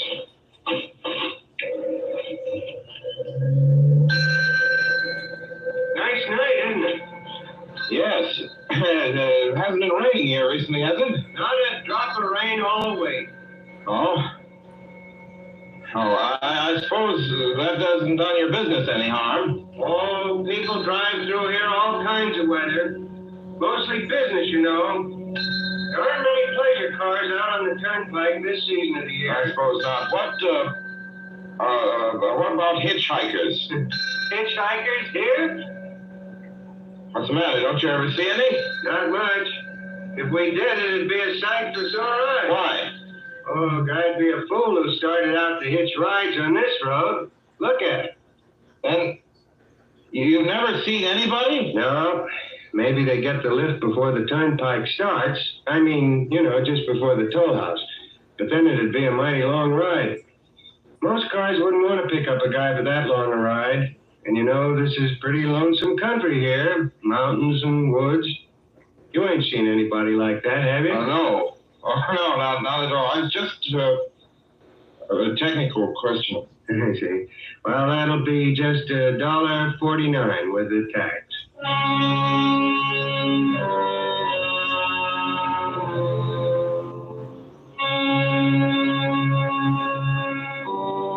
Then gradually passed through my mind a sheer coincidence. I had a good night's sleep in Pittsburgh. I didn't think about the man all next day until from just outside of Zanesville, Ohio, I saw him again. It was a bright, sunshiny afternoon. The peaceful Ohio fields, brown with the autumn stubble, lay dreaming in the golden light. I was driving slowly, drinking it in, when the road suddenly ended in a detour. In front of the barrier, he was standing. Now, let me explain about his appearance before I go on. I repeat, there was nothing sinister about him. He was as drab as a mud fence. Nor was his attitude menacing. He merely stood there, waiting, almost drooping a little, with a cheap overnight bag in his hand. He looked as though he'd been waiting there for hours. And he looked up. He hailed me. He started to walk forward. Hello! Hello! Hello! No, not just now, sorry. Going to California? No, not today. The other way, going to New York, sorry.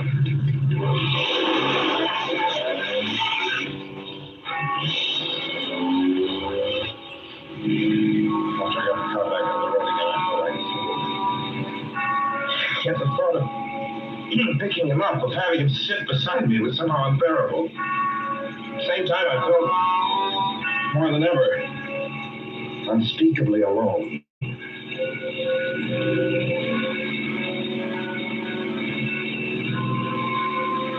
Hour after hour went by. Fields, the towns ticked off one by one. The light changed. I knew now that I was going to see him again. And though I dreaded the sight, I caught myself searching the side of the road, waiting for him to appear.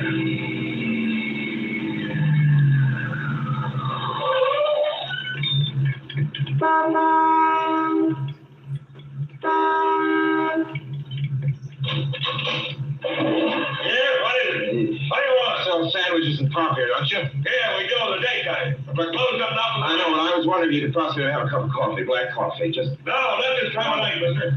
My wife's a cook. She's a man. Don't shut the door, please. Listen, just a minute ago... just a minute ago, there was a man standing here right beside the stand, a suspicious-looking man. I don't mean to disturb it. And you see, I was driving along, and I just happened to look, and there he was. How's he doing? Well, nothing. You've been taking a nip, that's what you've been doing. Now, on your way before I call our sheriff folks.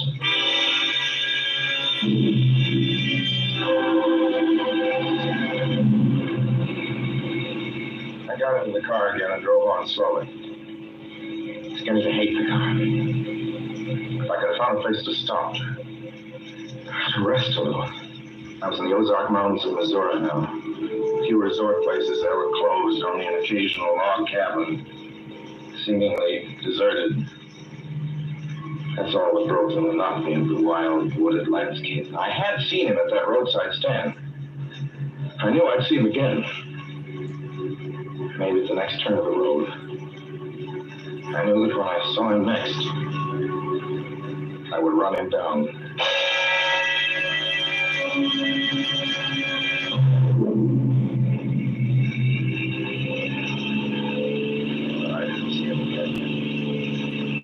I didn't see him until late next afternoon. I stopped the car at a sleepy little junction just across the border into Oklahoma to let a train pass by. When he appeared across the tracks. leaning against a telephone pole. Perfectly airless, dry day. The red clay of Oklahoma was baking under the southwestern sun. Yet there were spots of fresh rain on his shoulders. I couldn't stand that.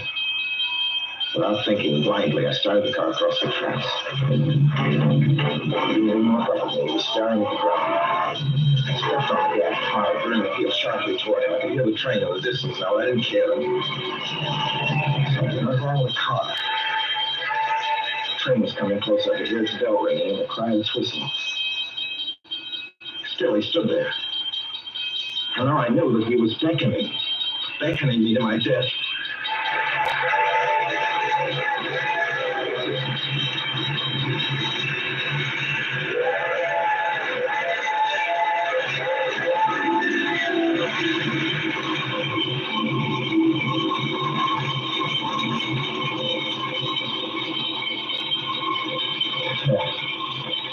I frustrated him that time. The star had worked at last. I managed to back up. When the train passed, he was gone. I was all alone in the hot, dry afternoon. After that, I knew I had to do something. I didn't know who this man was, or what he wanted of me. I only knew that from now on, I mustn't let myself alone on the road for 1 minute. Hello there. Like a ride? Well, what do you think? How far are you going? Where do you want to go? Amarillo, Texas. I'll drive you there. Gee.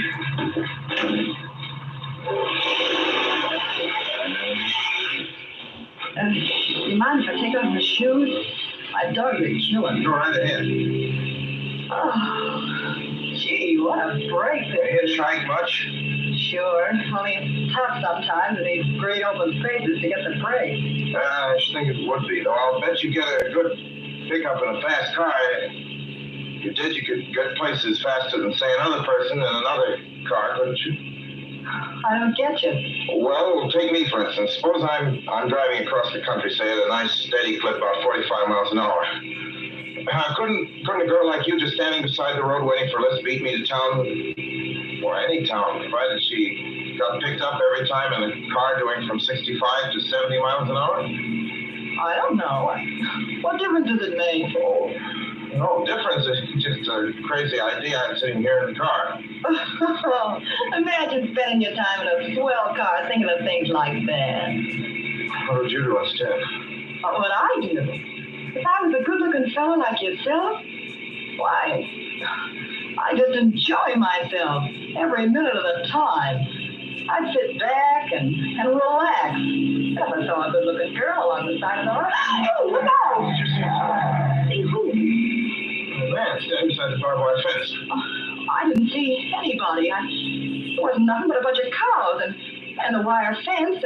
No? What do you think you was doing? Trying to run into the barbed wire man fence? there, I tell you, a thin gray man with no right bag in his hand. I was trying to run him down. Run him down? Kill him? Say you didn't see him back there? You sure? I didn't see a soul. As far as Watch for him the next time and keep watching. Keep your eyes peeled on the road. He'll turn up again. Maybe any minute. There, look there.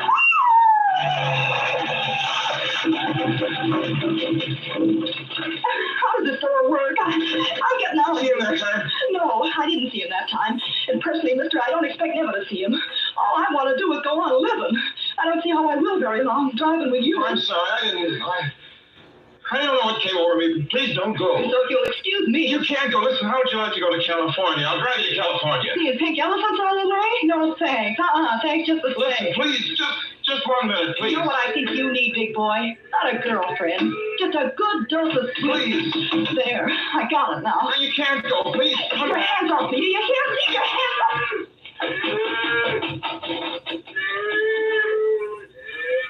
She ran from me. As though I were a monster. A few minutes later, I I saw a passing truck pick her up. I knew then that I was utterly alone. I was in the heart of the great Texas prairies. There wasn't a car on the road after the truck went by. I tried to figure out what to do, how to get hold of myself.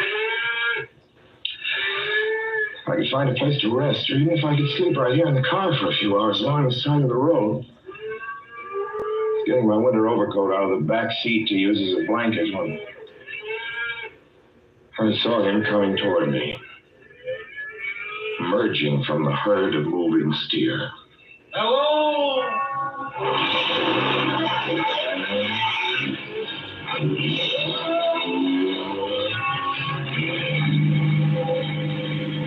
Maybe I should have spoken to him. Fought it out then and there.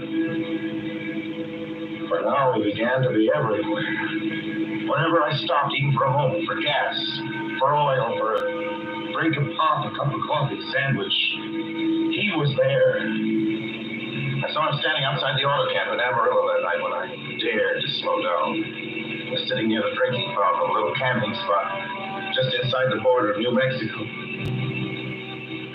He was waiting for me outside the Navajo reservation where I stopped to check my tires. I saw him in Albuquerque when I bought 20 gallons of gas.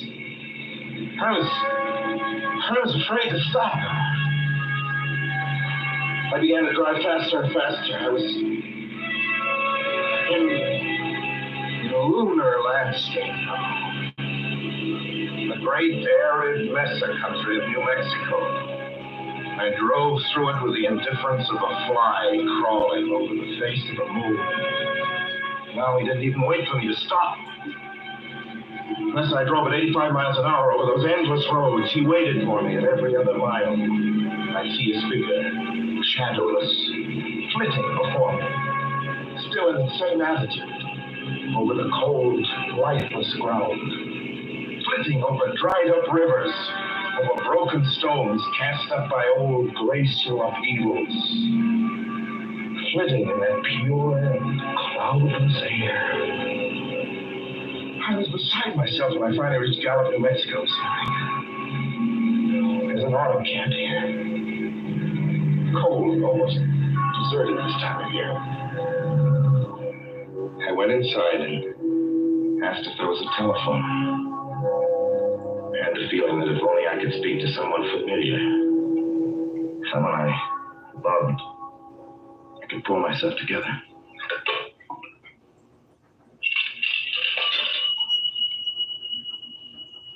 Your call, please. Long distance. Long distance, certainly. This is long distance. I'd like to put in a call to my home in Brooklyn, New York.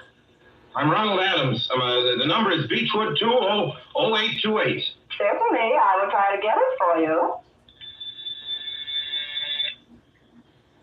Albuquerque, New York for Gallup. New York. Gallup, New Mexico, calling Beechwood 20828. I read somewhere that love could banish demons. It's the middle of the morning. I knew Mother'd be home. I pictured her tall and white-haired in her crisp house dress, going about her tasks. It'd be enough, I thought, just to hear the even calmness of her voice. Will you please deposit $3.85 for the first 3 minutes? When you have deposited $1.50, will you wait until I have collected the money?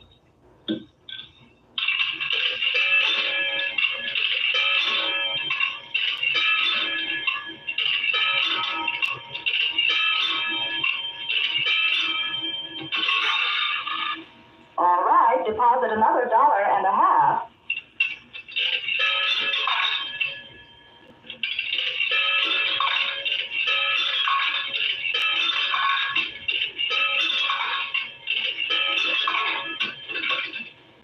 Will you please deposit the remaining 85 cents?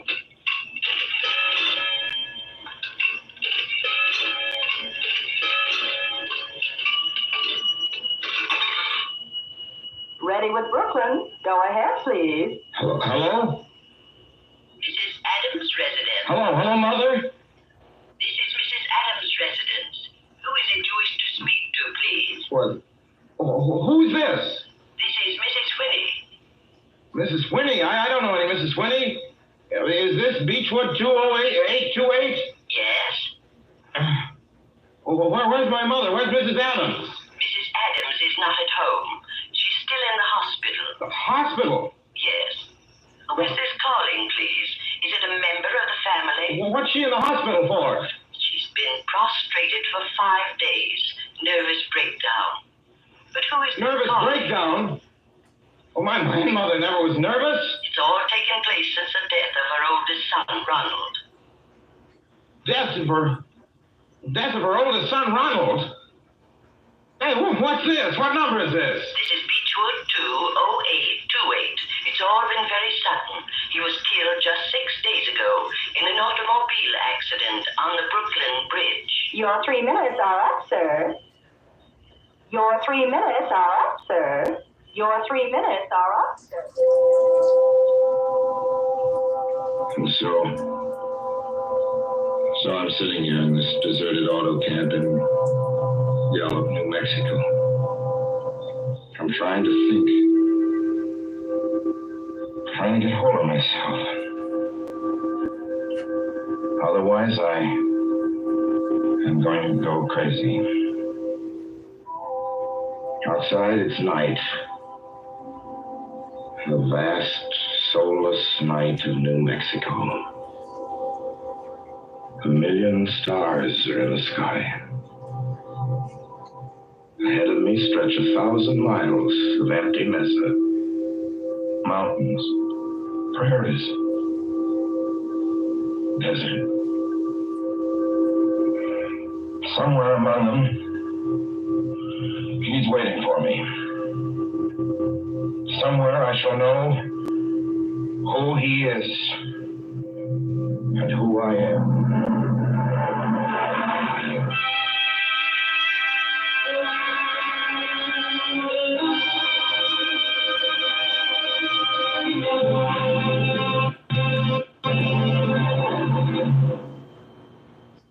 So ends The Hitchhiker, and to Orson Welles our considerable thanks for his playing of the title role. Mr. Welles, help wanted. Men, women, and children. Nature work hard, monotonous, back-breaking labor. Hours 75 a week minimum. Pay, a few cents an hour. Added inducement, 2 meals a day, including several ounces of bad bread and a cup of thin soup. Don't delay, apply at once. How'd you respond to a want ad like that, Mr. and Mrs. American working man and woman? You'd laugh, wouldn't you, and throw the paper in the trash basket. Dismiss the whole advertisement as some kind of a joke, but believe me, it's no joke. It's a simple statement of the working conditions that exist today in Nazi Germany and the conquered countries under Nazi rule. It's also an exact statement of the working conditions that will be imposed on you and every member of your family if the Nazis win this war. You yourself personally can stop them from winning, as you know. You don't have to give up your well-paid job to do it. You needn't have to be a soldier or a sailor or an airman or a nurse or a war worker to ensure American victory. Uncle Sam doesn't ask plain, ordinary, hard-working citizens like you to give him anything. All he asks, all this he does ask very seriously and very urgently, is that you loan him 10 cents out of every dollar you make. That's all there is to it. Lend Uncle Sam a dime to win this war, and he'll pay you back with interest when he's won it. The easiest, most convenient way to lend. By transcription. It's National Wheaties Week.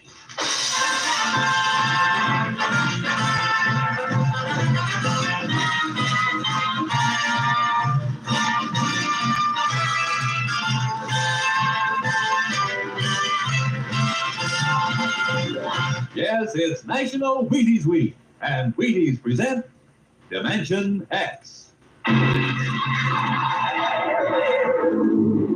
On stage tonight, Dimension X, another in the Wheaties big parade of exciting half-hour presentations. It's National Wheaties Week. It's the week to buy Wheaties and eat Wheaties and enjoy them as never before. The time to really find out what difference a good breakfast with Wheaties can make. You know, you're getting protein when you dip into a bowl full of Wheaties. You're getting whole wheat minerals and vitamins. You're getting whole wheat energy. Yup, there's a whole kernel of wheat in every Wheaties flake. That's how a better breakfast, beginning with Wheaties, can help you step lively all morning long. And that's why all over this big country, folks are celebrating National Wheaties Week and stepping lively. So how about it? Get out the big cereal bowl and help celebrate Breakfast of Champions. Pour out those golden flakes, put on the milk, put on the fruit, and let's have National Wheaties Week. You ready? Let's go.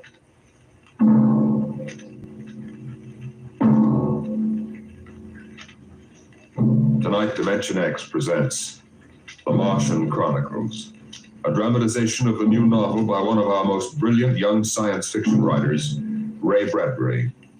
The Martian Chronicles.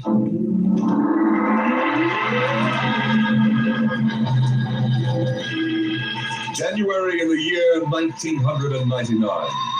1 minute it was Ohio winter with doors closed, the panes blind with frost, icicles fringing every roof, children skiing on snowy slopes. And then a long wave of warmth crossed the small town, a flooding sea of hot air. Bye, Mom, I'm going out. William McClellan, you come back here. You know you can't go out in winter without a coat. You want to catch your death of cold? But it isn't cold. It's warm outside. It's rocket summer. Rocket summer? You know, like Indian summer.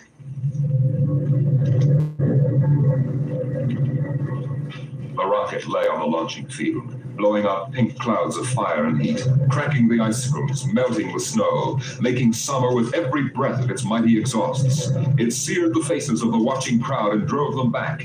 And then they saw the red fire and heard the big sound as the silver rocket shot up toward Mars and left them behind on an ordinary Monday morning on the ordinary planet Earth.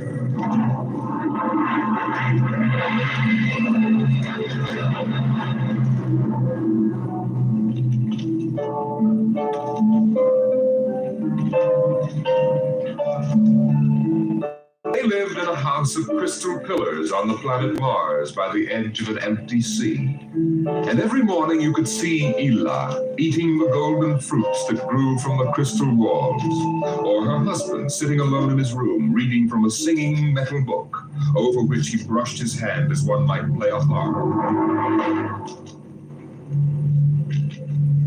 Ela and her husband were not old.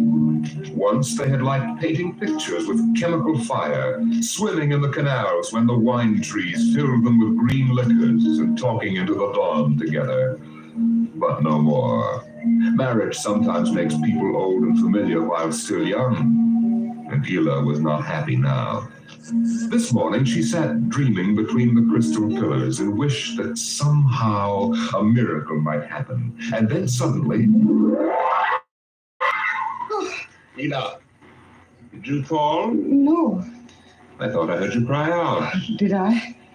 I was almost asleep and had a dream. In the daytime? You don't often do that. Strange. How very strange. I dreamed about a man. A tall man. 6 feet tall. Oh, how absurd. He'd be a giant, a misshapen giant. I know. And yet somehow he looked quite handsome. He was dressed in a strange uniform. And he came down out of the sky in a long silver craft. Out of the sky? What nonsense. He spoke pleasantly to me in another language. But somehow I understood him with my mind. Telepathy, I suppose. Now, really, Ela. And he said, I've come from the 3rd planet in my ship. My name is Nathaniel York. A stupid name. Who ever heard of a name like that? Perhaps they have names like that on Earth. That's ridiculous, Ela. Everyone knows the 3rd planet is incapable of supporting life. There's too much oxygen in their atmosphere. I suppose. But haven't you ever wondered if... Well, wouldn't it be fascinating if there were people there and they traveled through space in some sort of ship? Really, Ela. You know, I hate this emotional wailing. Now, let's get on with our work.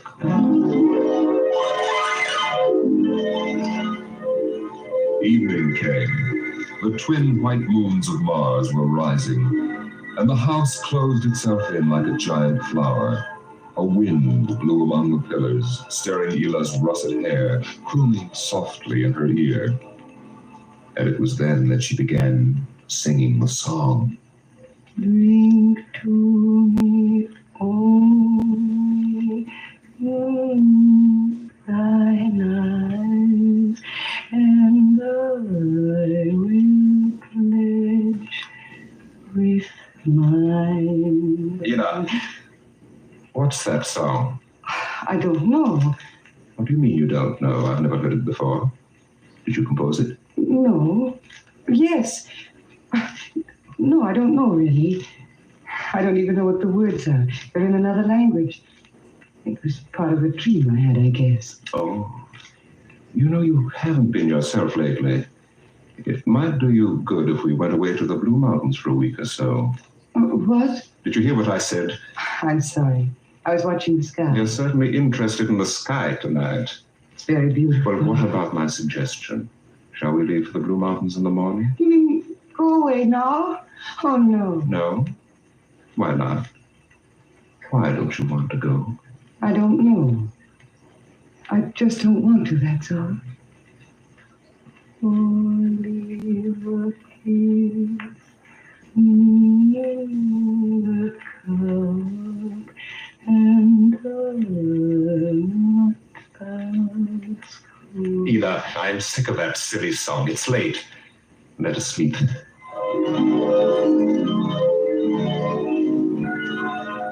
From the crystal walls poured a soft carpeting of mist to support Hila where she lay down to sleep.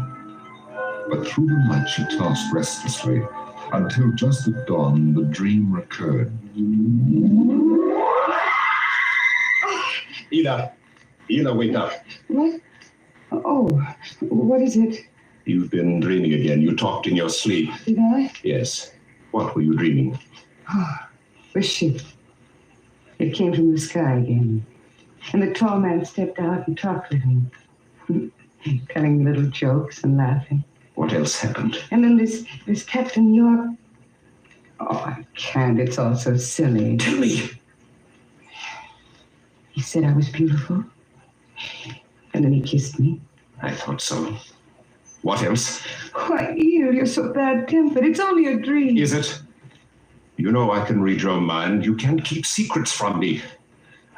Well, all that happened was this Captain York told me...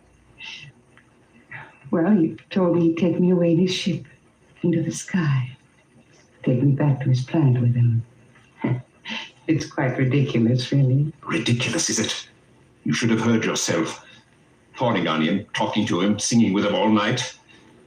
In your dream, he landed in Green Valley, didn't he? Please. And he told you he was coming today. Yes. But what's come over you? It was only a dream. You can't be jealous of that. No, I suppose not. Forgive me. I'm being childish. You're sick.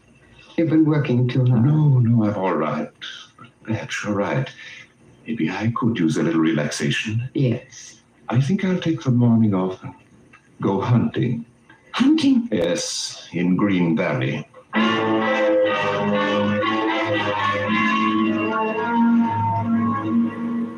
Numbly, she watched him go to a closet and draw forth an evil-looking weapon. And then her husband was gone, walking toward Green Valley. And Hila waited, watching the sky for an unknown thing, trembling with a nameless fear. And then it happened. A whirring, rushing sound. The warmth as of a giant fire passing in the air. The gleam of metal in the sky. He's come. It's true. The dream is true. A rocket vanished over the hill. The sky was empty again. And trembling, Hila waited again, looking toward Green Valley and seeing nothing. Listening for sounds and hearing nothing. Until a shot sounded very sharply. The sound of the evil weapon. Oh, no. No. Her body jerked with the sound, and she wanted to scream and never stop screaming. For now she knew the dream could never come true.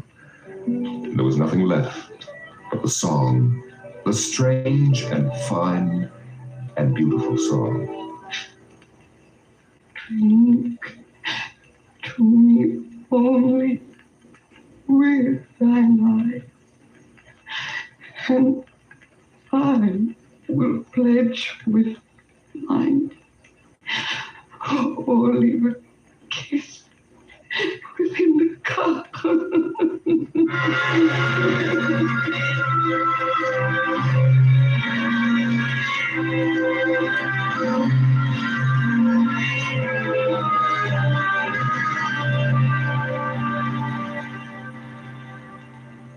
But still the rockets came.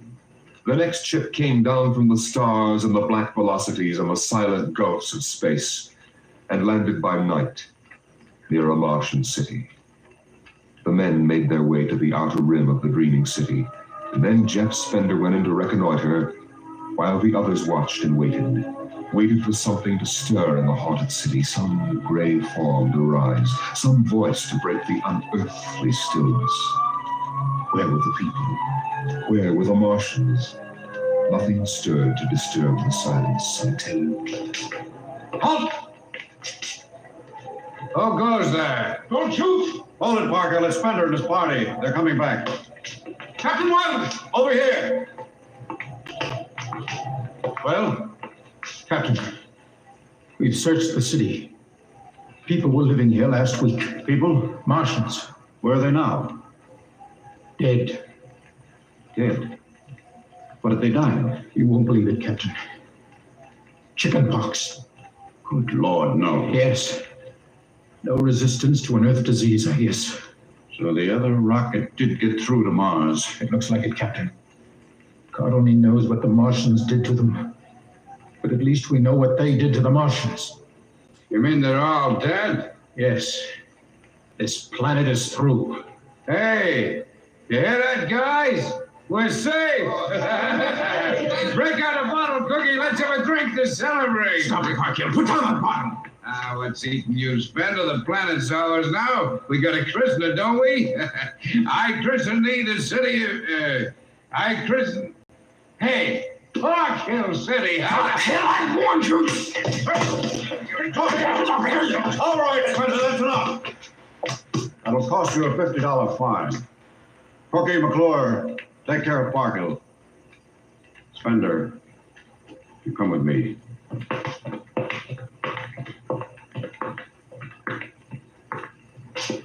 All right, Spender, why did you hit him? I don't know, Captain. I was ashamed, I guess. Ashamed of Sam Parkhill and the noise and the spectacle the whole crew is making. It's been a long trip. It's only natural they'd want to have their fling. Yes, but where's their sense of what's right? Their respect for what's happened here? Captain, a race builds itself for 1,000,000 years, refines itself, builds cities like this one, does everything it can to give itself respect and beauty, and then it dies. Of what? Not anything fine or majestic or fitting, but a dirty little thing like chickenpox. And Sam Parkhill wants to celebrate. I know, Spender, but you've got to remember you've a different way of seeing things. I'm seeing things all right. I'm seeing what we'll do to Mars. We'll rip it up, rip the skin off, ruin it the way we ruined our own planet. Captain, look at the city. It may be the last time you'll ever see it this way. Beautiful moonlight, isn't it? Yes. There's a poem by Byron that describes it, and how the Martians would feel tonight, if there were any of them left to feel. So we'll go no more a-roving so late into the night. Though the heart be still as loving and the moon be still as bright. For the sword outwears its sheath, and the soul wears out the breast. And the heart must pause to breathe, and love itself must rest. Oh, the night was made for loving, and the day returns too soon. Yet we'll go no more a-roving by the light of the moon. Without a word, the Earthmen stood and looked at the city. The bottle lay shattered at Sam Parkhill's feet. and the sour stench of liquor filled the cool air. The men of Earth had come to Mars.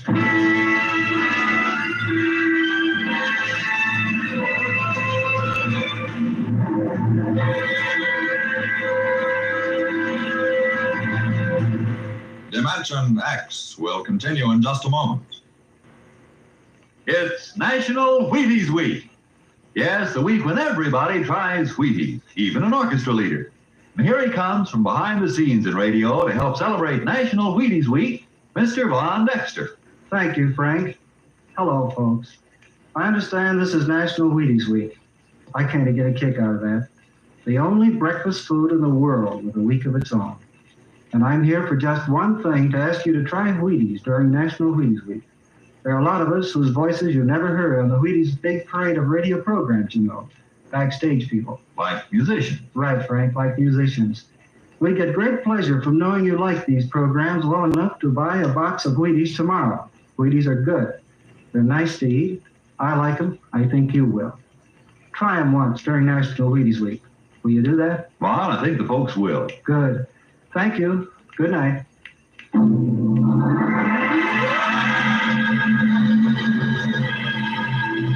The men of Earth came to Mars.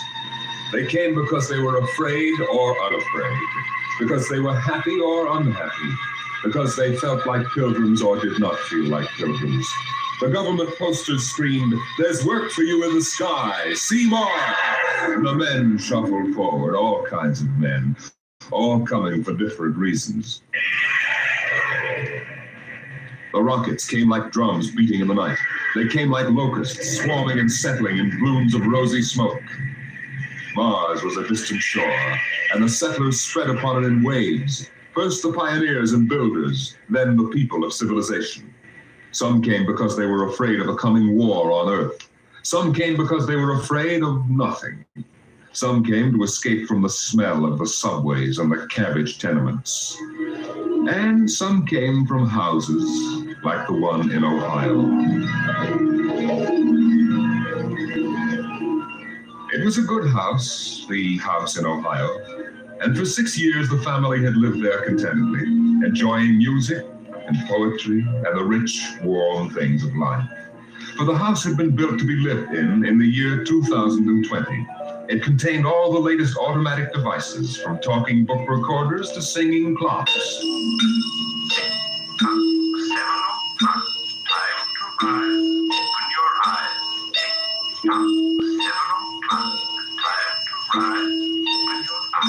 As the family rose and dressed, the beds whirred electronically and made themselves. In the kitchen, the stove sighed and ejected from its warm interior 8 eggs, sunny side up, 12 bacon slices, 2 coffees, and 2 glasses of milk. 7, 9, breakfast time. Come and dine. 7, 9. Beside the breakfast table, the facsimile machine clanked and deposited the morning paper on the table. The headlines today spoke ominously of the danger of a coming war, and the man frowned as he read the news. Today is August 4th, 2026. Insurance, gas, and atom heat bills are due. And today, remember, the family has planned a picnic. Gee, Dad, are we really going? Sure, Timmy, why not? It's raining out. It's not raining where we're going, son. Now run upstairs, pack your fishing tackle. We're going on our picnic, all right. Okay, Dad. Bill, are you sure we ought to go? Yes. Have you seen the headlines this morning? Looks bad, doesn't it? Mm-hmm. The rocket's ready. All we have to do is pack and take off. I know, but, well, flying to Mars, it seems so crazy. Well, all right, then we'll go. Should we tell the children why we're going? No, not yet. Let them enjoy the picnic. The house went on with its appointed tasks. 9:15, time to clean. 9:15, time to clean. Out of the molding darted hundreds of tiny mechanical mice, all rubber and metal. They sucked up the dust and dirt in the house and puffed back into their burrows. In the walls, relays clicked, memory tapes glided under electric eyes, recorded voices moved under steel needles. 12 o'clock, 2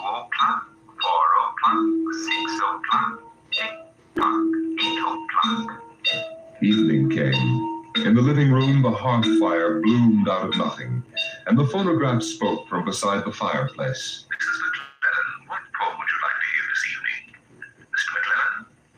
If you express no preference, I shall select at random from among your favorites. Sarah Teasdale, There Will Come Soft Rains. There will come soft rains and the smell of the ground, and swallows circling with their shimmering sound, and frogs in the pools singing at night, and wild plum trees in tremulous flight. Robins will wear their feathery fire, whistling their whim on a low fence wire, and not one will know of war, not one will care at last when it is done. Not one would mind, neither bird nor tree, if mankind perished utterly. And spring herself, when she woke at dawn, would scarcely know that we were gone.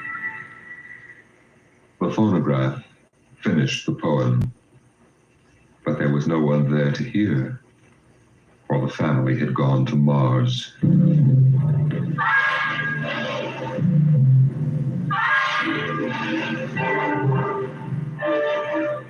On the Martian desert beside the highway, there rose a flare of red and yellow neon lights that spelled the death of Jeff Spender's dream. Sam's hot dog stand was what the sign read, and Sam, of course, was the same Sam Parkhill who had fought with Spender years before. 10,000 rockets were reported leaving soon for Mars, with 100,000 hungry customers, and Sam wanted to be ready for them. Hey, look up there, Emma. See that green star up there? That's Earth. Good old wonderful Earth. Makes you feel almost reverent, don't it? Yeah. Send me you're hungry and you're starved. Something. That's a poem I learned in school. Come on, Earth, send me your rockets. Here's Sam Parkhill with the only hot dog stand on Mars. Sam, what if the rockets don't come? What if there's a war on Earth? Don't worry, they're coming all right. Ain't nothing gonna happen to spoil my plans, baby. I figured it all out. Sam! Hey, Sam, look up there! Earth! Well, what? Oh, no. It's catching fire. It's burning. Oh, no, that can't be Earth. Hell, but they can't do this to me. I got all my money invested in this place. Go ahead, Sam. Switch on more lights. Turn up the music. Get the hot dogs on the fire. There'll be another batch of customers coming along in about 100 million years. Oh, no, it couldn't be. What a swell spot for a hot dog stand. Let you know a little secret, Sam. This looks like it's going to be an off-season.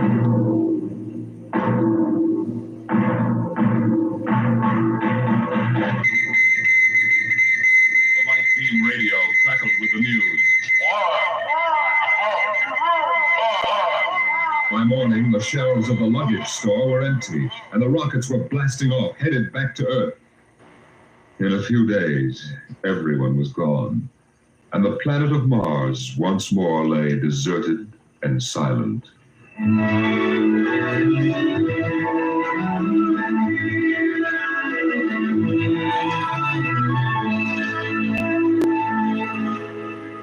And then, after all the rest had gone, one last rocket landed on Mars.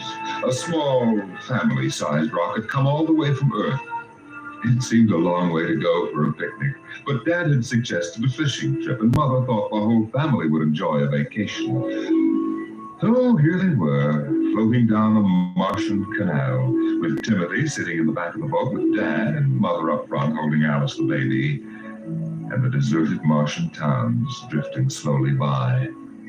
Dad, What is it, Timmy? when do we see the Martians? You promised we would. Soon, Tim, soon. Oh, but William, the last Martians died out years ago. They're a dead race now. Not quite. Don't worry, son. I'll show you some real live Martians later on. Gee, this is swell. I wish we didn't ever have to go home. How long can we stay? 1,000,000 years. 1,000,000 years? Yes. It's time we told you, son. We're not going home. This is where we'll live from now on. But what about the rocket? What about Ohio? There's There's nothing there now but ruins. The last Earth radio just went off the air. That means the war is over and Earth is finished. We're going to blow up our rocket and start all over. See if we can't build a better world up here. You mean Mars is going to be our home? Yes. I hope you don't mind too much. No, sir. But what about the Martians? When do we get to see them? There they are, son. Look down at the water. I don't see anything there. Beside the boat. Look at the reflections in the water. But that's us down there. Just you and me and Mom and the baby. Yes, son. You see, we're the Martians now. For a long, silent moment, Timmy stared down at the reflections of the family in the waters. And the Martian stared back up at him. Then he lifted his eyes to the deep ocean sky, trying once more to see Earth and the house he had always called home. But Earth was too far away, and the house was now only a heap of radioactive rubble. Only one wall remained standing, and within the wall a voice spoke again and again and again. Not one would mind, neither bird nor tree, if mankind perished utterly, and spring herself, when she woke at dawn, would scarcely know that we were gone, that we were gone, that we were gone, that we were gone, that we were gone, that we were gone. 2026. Today is October 5th, 2026.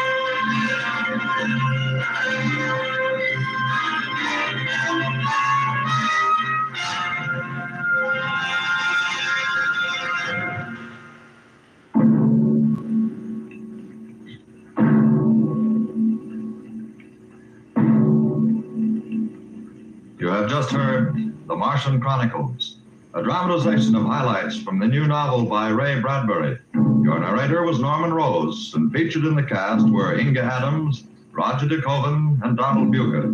Music by Albert Berman, engineer Bill Chambers. Dimension X is produced by Van Woodward and directed by Jack Cuny. In a moment, we'll tell you about next week's show. And now, here is your Wheaties man, Frank Martin. Go out and get the Wheaties. It's National Wheaties Week. Yep, this is the week everybody's trying Wheaties. See yourself how Wheaties at 7 can help at 11. A better breakfast beginning with Wheaties can help make a wonderful difference, because there's a whole kernel of wheat in every Wheaties plate. So eat happy, work happy. Wheaties, breakfast of champions. Get yours. Get yours. It's National Wheaties Week.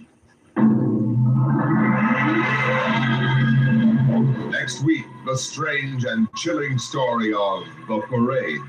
The parade that suddenly turned into a... You, finding life pretty dull? Dreaming again of exotic places? Wishing you were somewhere else?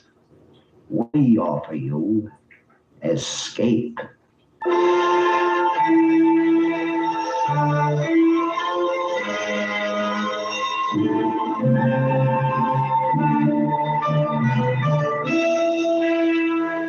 Escape, designed to free you from the four walls of today for a half hour of high adventure.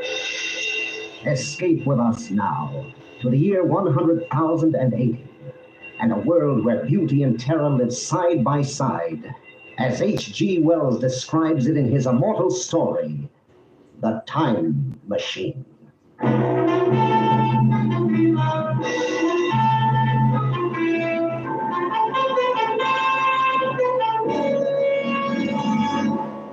Dudley, you must be mad. The time machine. Yes, my friend, a time machine. This thing? This very thing. This contraption? This framework made of quartz and bronze, and ivory, with its levers and its dials and its seat in the middle. This is the result of 3 years' hard work. I promise you, Fowler, that on this machine a man can go wherever he likes in time. By working these levers, a man can choose his century, his year, his very day. Oh, really, old man. Time is only a kind of space. If we can move about in all the other dimensions of space, why not in time, too? It's impossible. Out of the question. What of the journeys I've already taken on this little contraption? I'm afraid you've been having a bad dream. I mean, I've developed into a liar. Very well. You shall have proof, my friend. How? Just climb on, Fowler. Sit in the seat beside me, face these ivory dials, and I'll take you for a little spin. Well, you mean right now? Right now.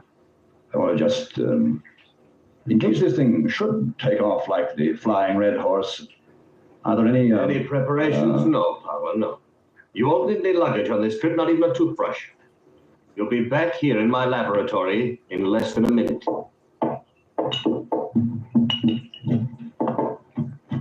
All right.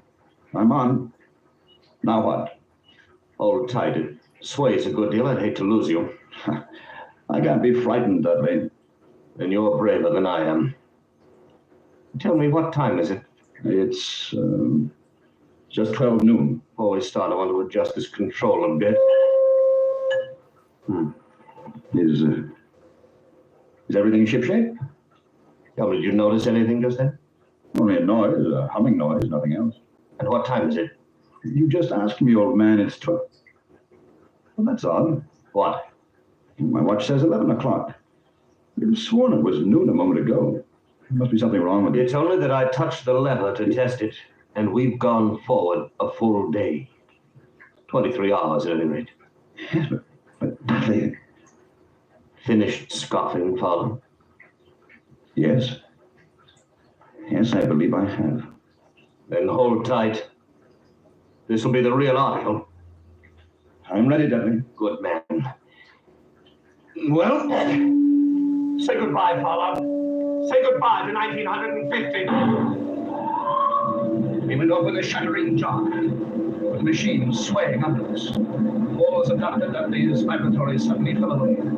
Night was speeding after day like the flapping of a black wing. I saw the sun hopping across the sky, leaping swiftly across it every second, and every second marking a day. I saw the moon spinning through her quarters like a ball, from new to full, all in the twinkling of an eye. Trees grew and blossomed like puffs of smoke, and then passed away. And all the while we were going faster. Now our pace was a year a second, so that second by second the white snow flashed across the world, and was followed by the bright, brief spring. And still we went on, into the future. How do you feel, Fowler? Very weak, very dizzy. Don't let go, don't fall off. Where are we? How far have we come? We're in 100,050, and 60, and 70. That's enough! Stop it, Dudley! I can't stand anymore! Stop it!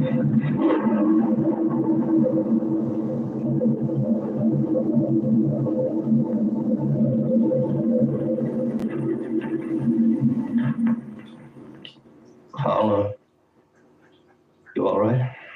Yes, I believe so. No broken bones. What happened? Not sure. Must have stopped too suddenly. Where are we, Dudley? Look around for yourself. A wide lawn. Beautiful, vast garden. I meant geographically. Just where we were when we started, where my laboratory stood 100,000 years ago. And the year, Dudley? What is the year now? 100,080. It seemed absolutely incredible.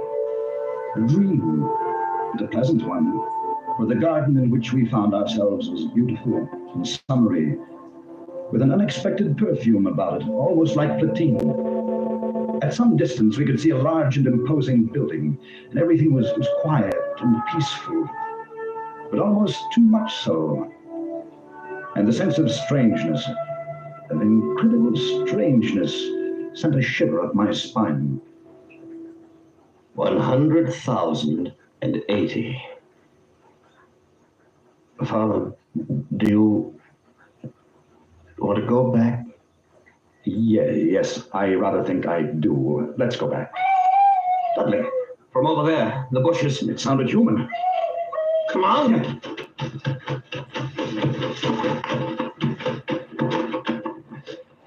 It's a child. Seems to be a very small girl. There's been a beast here of some kind struggle with her. Look at the marks in her eyes. Now, my dear, you'll be all right now. You won't be harmed. Of course, you won't understand English. Motioning us to go with her. What about the animal? Did you see it? No, not a glimpse. Too fast for us. Perhaps you'd better go back, Dudley. The girl seems to be all right now. Leave her like this? Yes, I've had enough. Well, they haven't, old man. Because they're here. All around us. They had crept up on soundless feet to surround us. The little people of this era. And the girl we had saved was not a child, but a full-grown woman. For they all stood 4 feet high, dressed in simple tunics, beautiful creatures, but terribly frail, with a plump, soft kind of frailty. They were like eerie figures in a dream, and all we could hear was the rustling of their clothes as they surged happily around us, their faces wreathed in smiles. Why, they're not savage at all. They're very loving and gentle little people. Yes. There's something terribly wrong with them. How do you mean? Seem to have the minds of 5-year-olds. How do you expect them to be? Far ahead of us, of course, incredibly ahead of us in knowledge and in science. Look at them. Children, they seem happy in this huge garden of theirs.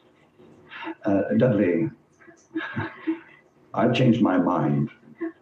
Let's stay. Maybe we should enjoy spending a few days with our little friends. The little people led us home into their valley. They lived in colossal buildings, sleeping all together in one huge hall, eating in another, playing and frolicking together in the sunshine. And we lived with them for days in utter contentment. One afternoon, Dudley and I walked along the banks of the great river. Little people all wear the same clothes, the same soft, hairless skin, same feminine roundness of limbs. Yes. I wonder if it's because they're vegetarians. Vegetarians because they have to be. You haven't run across any horses or dogs, cattle of any kind, have you? No, now that you mention it. With good reason. All extinct by now. It's the dinosaurs with us. Dudley, there's something strange here. Something hidden away and silent here in the year 100,080. Felt the same way. I've taken the precaution of removing the control levers of the time machine, putting a master padlock on the main switches. Don't much fancy the idea of someone riding away with it into another century and leaving us here for the rest of our lives. Dudley, do you know where we are? Yes, this is where we landed. I thought so. I wasn't sure. Why did you ask? What's happened to the machine? But they're taking it away. They've stolen it. This is where it was. It's right here. Look! Follow the tracks. Here where they dragged it. Over here, come along. Down this path. Look. Right there. The monument. There's a brass doors in the base. Oh, they're locked. The machine. It must be in there, inside. We must get it. Break down the door. How can we? Here. Use the ladders. All right. No, it's more. No, it's no good, Dudley. They're solid. We'll never break through. Never. No, never. Let me stay here. All I need. Let me never go home again. We must open the machine. Time machine.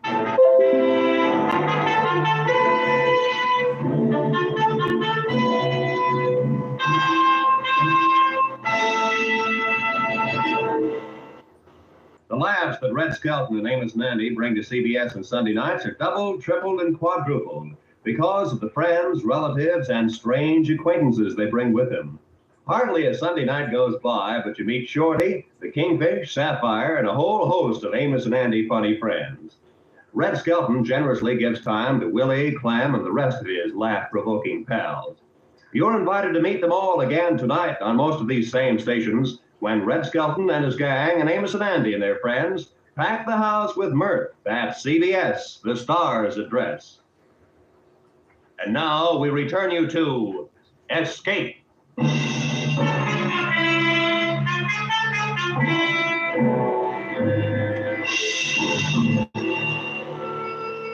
We were caught in the year 100,080. The time machine was gone. The brass doors of the monument held. Our retreat was cut off, the thin line by which we could make our way back home, back to our own time and our own people, back to 1950. We had no way of communicating with the little people, of asking what they had done with the machine or how to get it back.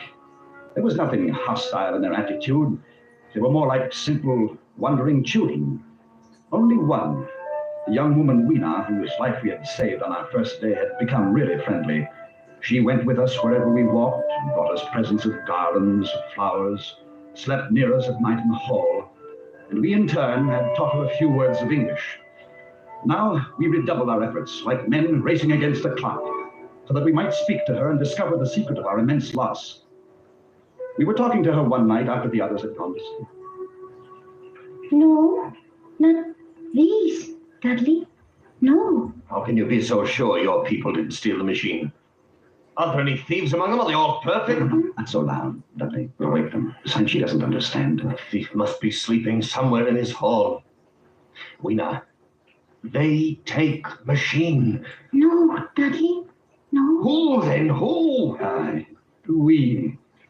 We are our friends. Yes. We must have machine. Yes, Dudley. Yes. Who took machine? Other people, not yours?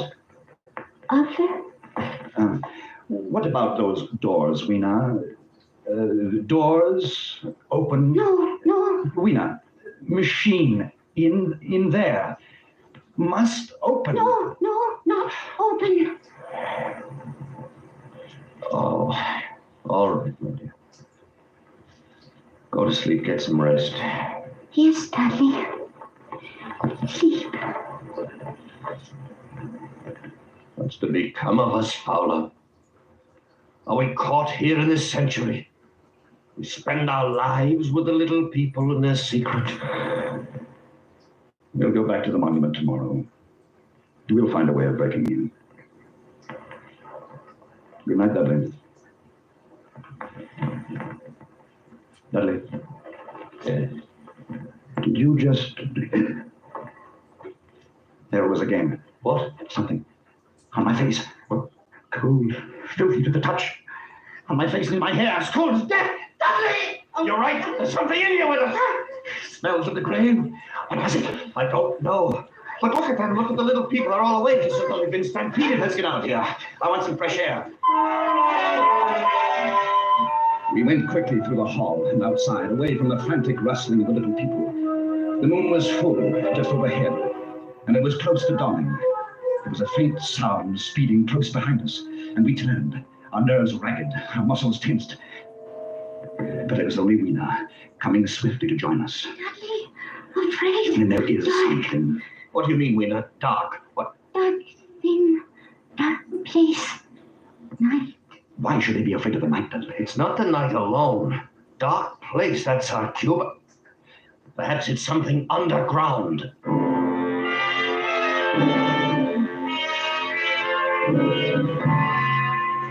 It was another day.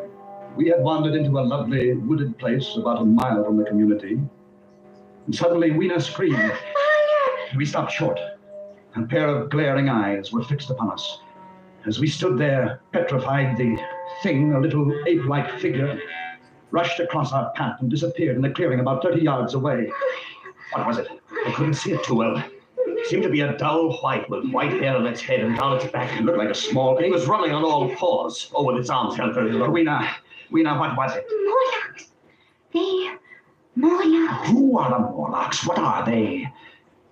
Weena, tell me. No. Let's go over there and see where it disappeared. Come along, fella. In the clearing, we found a round, well-like opening. Dudley and I leaned over and looked down a deep shaft. A small white creature was retreating down a ladder in the well, like a human spider, its large, bright eyes watching me as it went swiftly down. Then it disappeared in the shaft. Fowler, did you see it? Like an ape? Yes, but also like a man. So there are two species of men in this world. Yes. The little people above the ground and this obscene thing, this bleached monster below. That white look, common to animals that live in the dark. Like huge rats, like worms that are cold to the touch. I know because they've touched me. Fowler, you can feel the air being sucked down into this shaft. Yes. The earth must be tunneled enormously here under our feet. These monsters must live in the tunnels. I think we know now who stole our time machine. Yes. Then we'll go down and have a look. No, not go. Why not, Rena? Warlocks, you never come back. We must have our machine, my dear. And you wait for us here. No. And so we went down, our heels ringing on the small metallic bars that were meant for creatures so much smaller than us. Down we climbed, down, ever in darkness. Down, it seemed, into the center of the earth, into the core of the world. How much longer? Won't know till we reach bottom. Can't be much further. You hear that? Like machinery. We're almost there. Well, thank heaven for that. All right, Fowler, I'm on the bottom. Come along, just a few more steps. Give me a hand, Fowler. Good. We're here. He's in the land of the Morlocks. Do you have a match? Yes, here. Seems to be a large vaulted cavern at the end of this passage. What do you suppose they'll do if they catch us? I've no idea. Better take care not to be caught. Another match. That throbbing noise. Probably their ventilating system pumping the air down. There must be thousands upon thousands of these Morlocks living on the earth. We haven't seen any yet, except for our friend who came down ahead of us. Why do you suppose they wanted our time machine? I think they wanted us, not the machine. And we've come to them. We must. It's our only chance. Fowler, if that noise does come from air pumps, why is it so stuffy here, so oppressive? Dudley, that smell. Blood. Like another match. Dudley, look. Straight ahead, on the white metal table. Set for a meal. Yes. With a small haunch. Meat. We know that the cattle are extinct. Then, what do they feed on, these Morlocks? Don't you know? Yes, I know. Oh, another match? Yes. Oh, Dudley, I have no more. I've used our last match. Oh. All right, we'll have to go back in. We know the secret now, anyway. Morlocks living here underground. They're the masters of this age. And our friends up above, fatted cattle, fed by the Morlocks, clothed, supplied, and housed until the day when they're cut out of the herd and brought underground as food. This is the future you're looking at. This is what we men of the 20th century shall come to. Dudley, what is it? Cut those hands? Don't hit. Take one of these manuscripts. Use it as a weapon. Lash out. Against this wall, Fowler, here beside me. They're moving in. Fight them. Use the ladder, man. Use the ladder. Dudley, they're all around us. This way. Over this way. Back this way. We went back in that evil darkness, fighting every step as we went. Back to those protecting bars, kicking and clawing ourselves loose from their taloned, grasping hands. And climbing up again, up toward daylight and freedom, away from their stench and the eagerness of their icy hands. And they did not follow, for daylight was their enemy and their great fear. And we lived among the lush gardens of the little people like prisoners, like men without reprieve, like men who are dead, though they still walk the earth. For the time machine was locked away behind great brass doors, and we knew we could never force them open. Then one day, Weena told us of an old building, an ancient sagging structure that had survived through many ages and was filled with many curious objects. A museum, that's what it must be, a museum, Fowler. Perhaps from some earlier time. I'm in no mood to go looking at a museum, don't you see? Specimens hermetically sealed in museums. Perhaps there are things, weapons, machinery, something we can use. Yes, of course. If we could find some dynamite or gunpowder or something. We could blast those doors, we could get in. Where is this place, Weena? This old building that no one ever goes near? I take you. It's not far. A chance, old man. A slim one, but a chance nonetheless.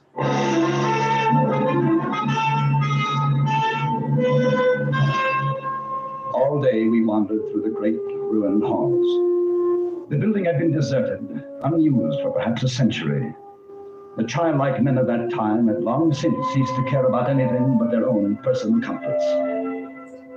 It was late afternoon and growing dark when we came upon the chemical section. We had found nothing useful to us until then, and now came the worst disappointment of all. And it's dust.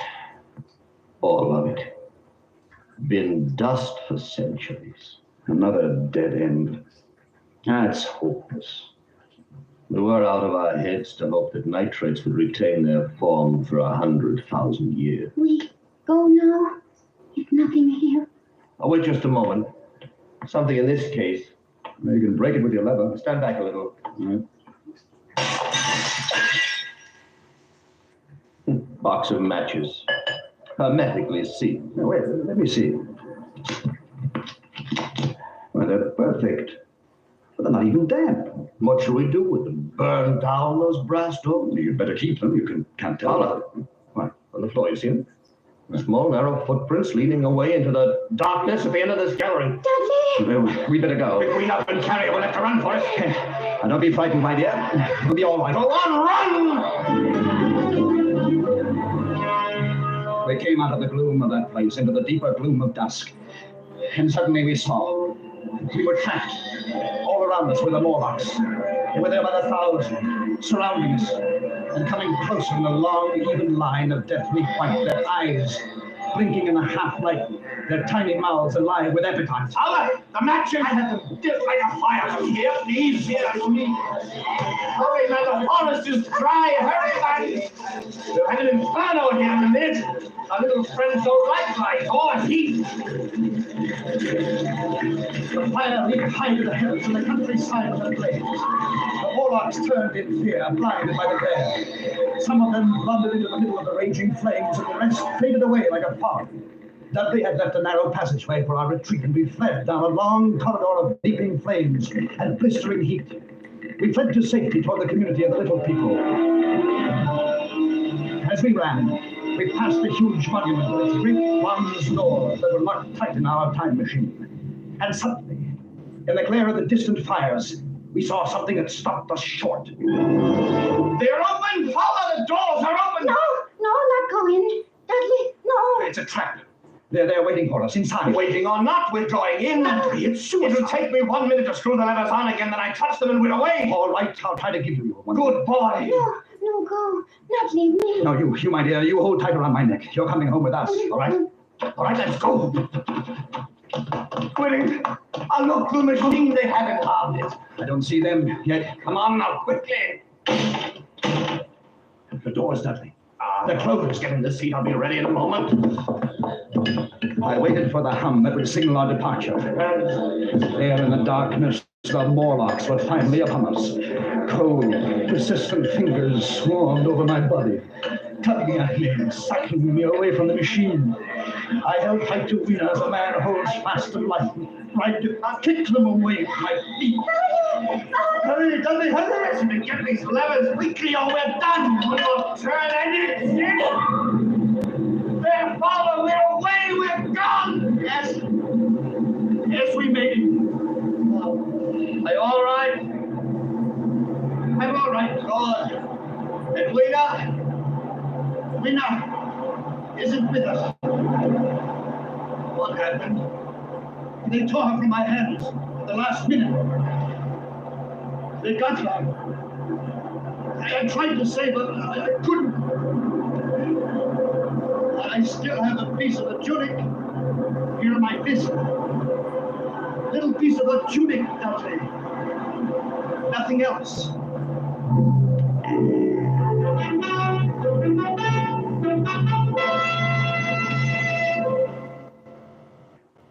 And so we came home again. Back into the very minute from which we had left. Back into 12 noon, October 22nd, 1950. We were in Dudley's laboratory again, motionless, sitting on the ridiculous contraption which he has called a time machine. Was it all a dream? Did any of it happen? Could any of it happen? Of course not. How stupid. Then what of this? What of this little piece of thin green silk I hold in my hand?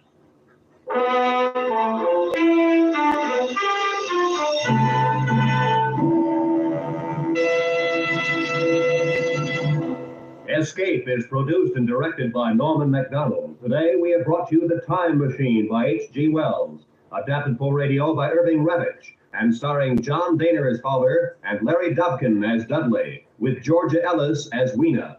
The special music for Escape was arranged and played by Ivan Ditmars. Next week, escape with us to a small fishing boat off the California coast and a night of terror and death at the hands of a brilliant madman, as Bud A. Nelson tells it in his exciting story, 7 Hours to Freedom.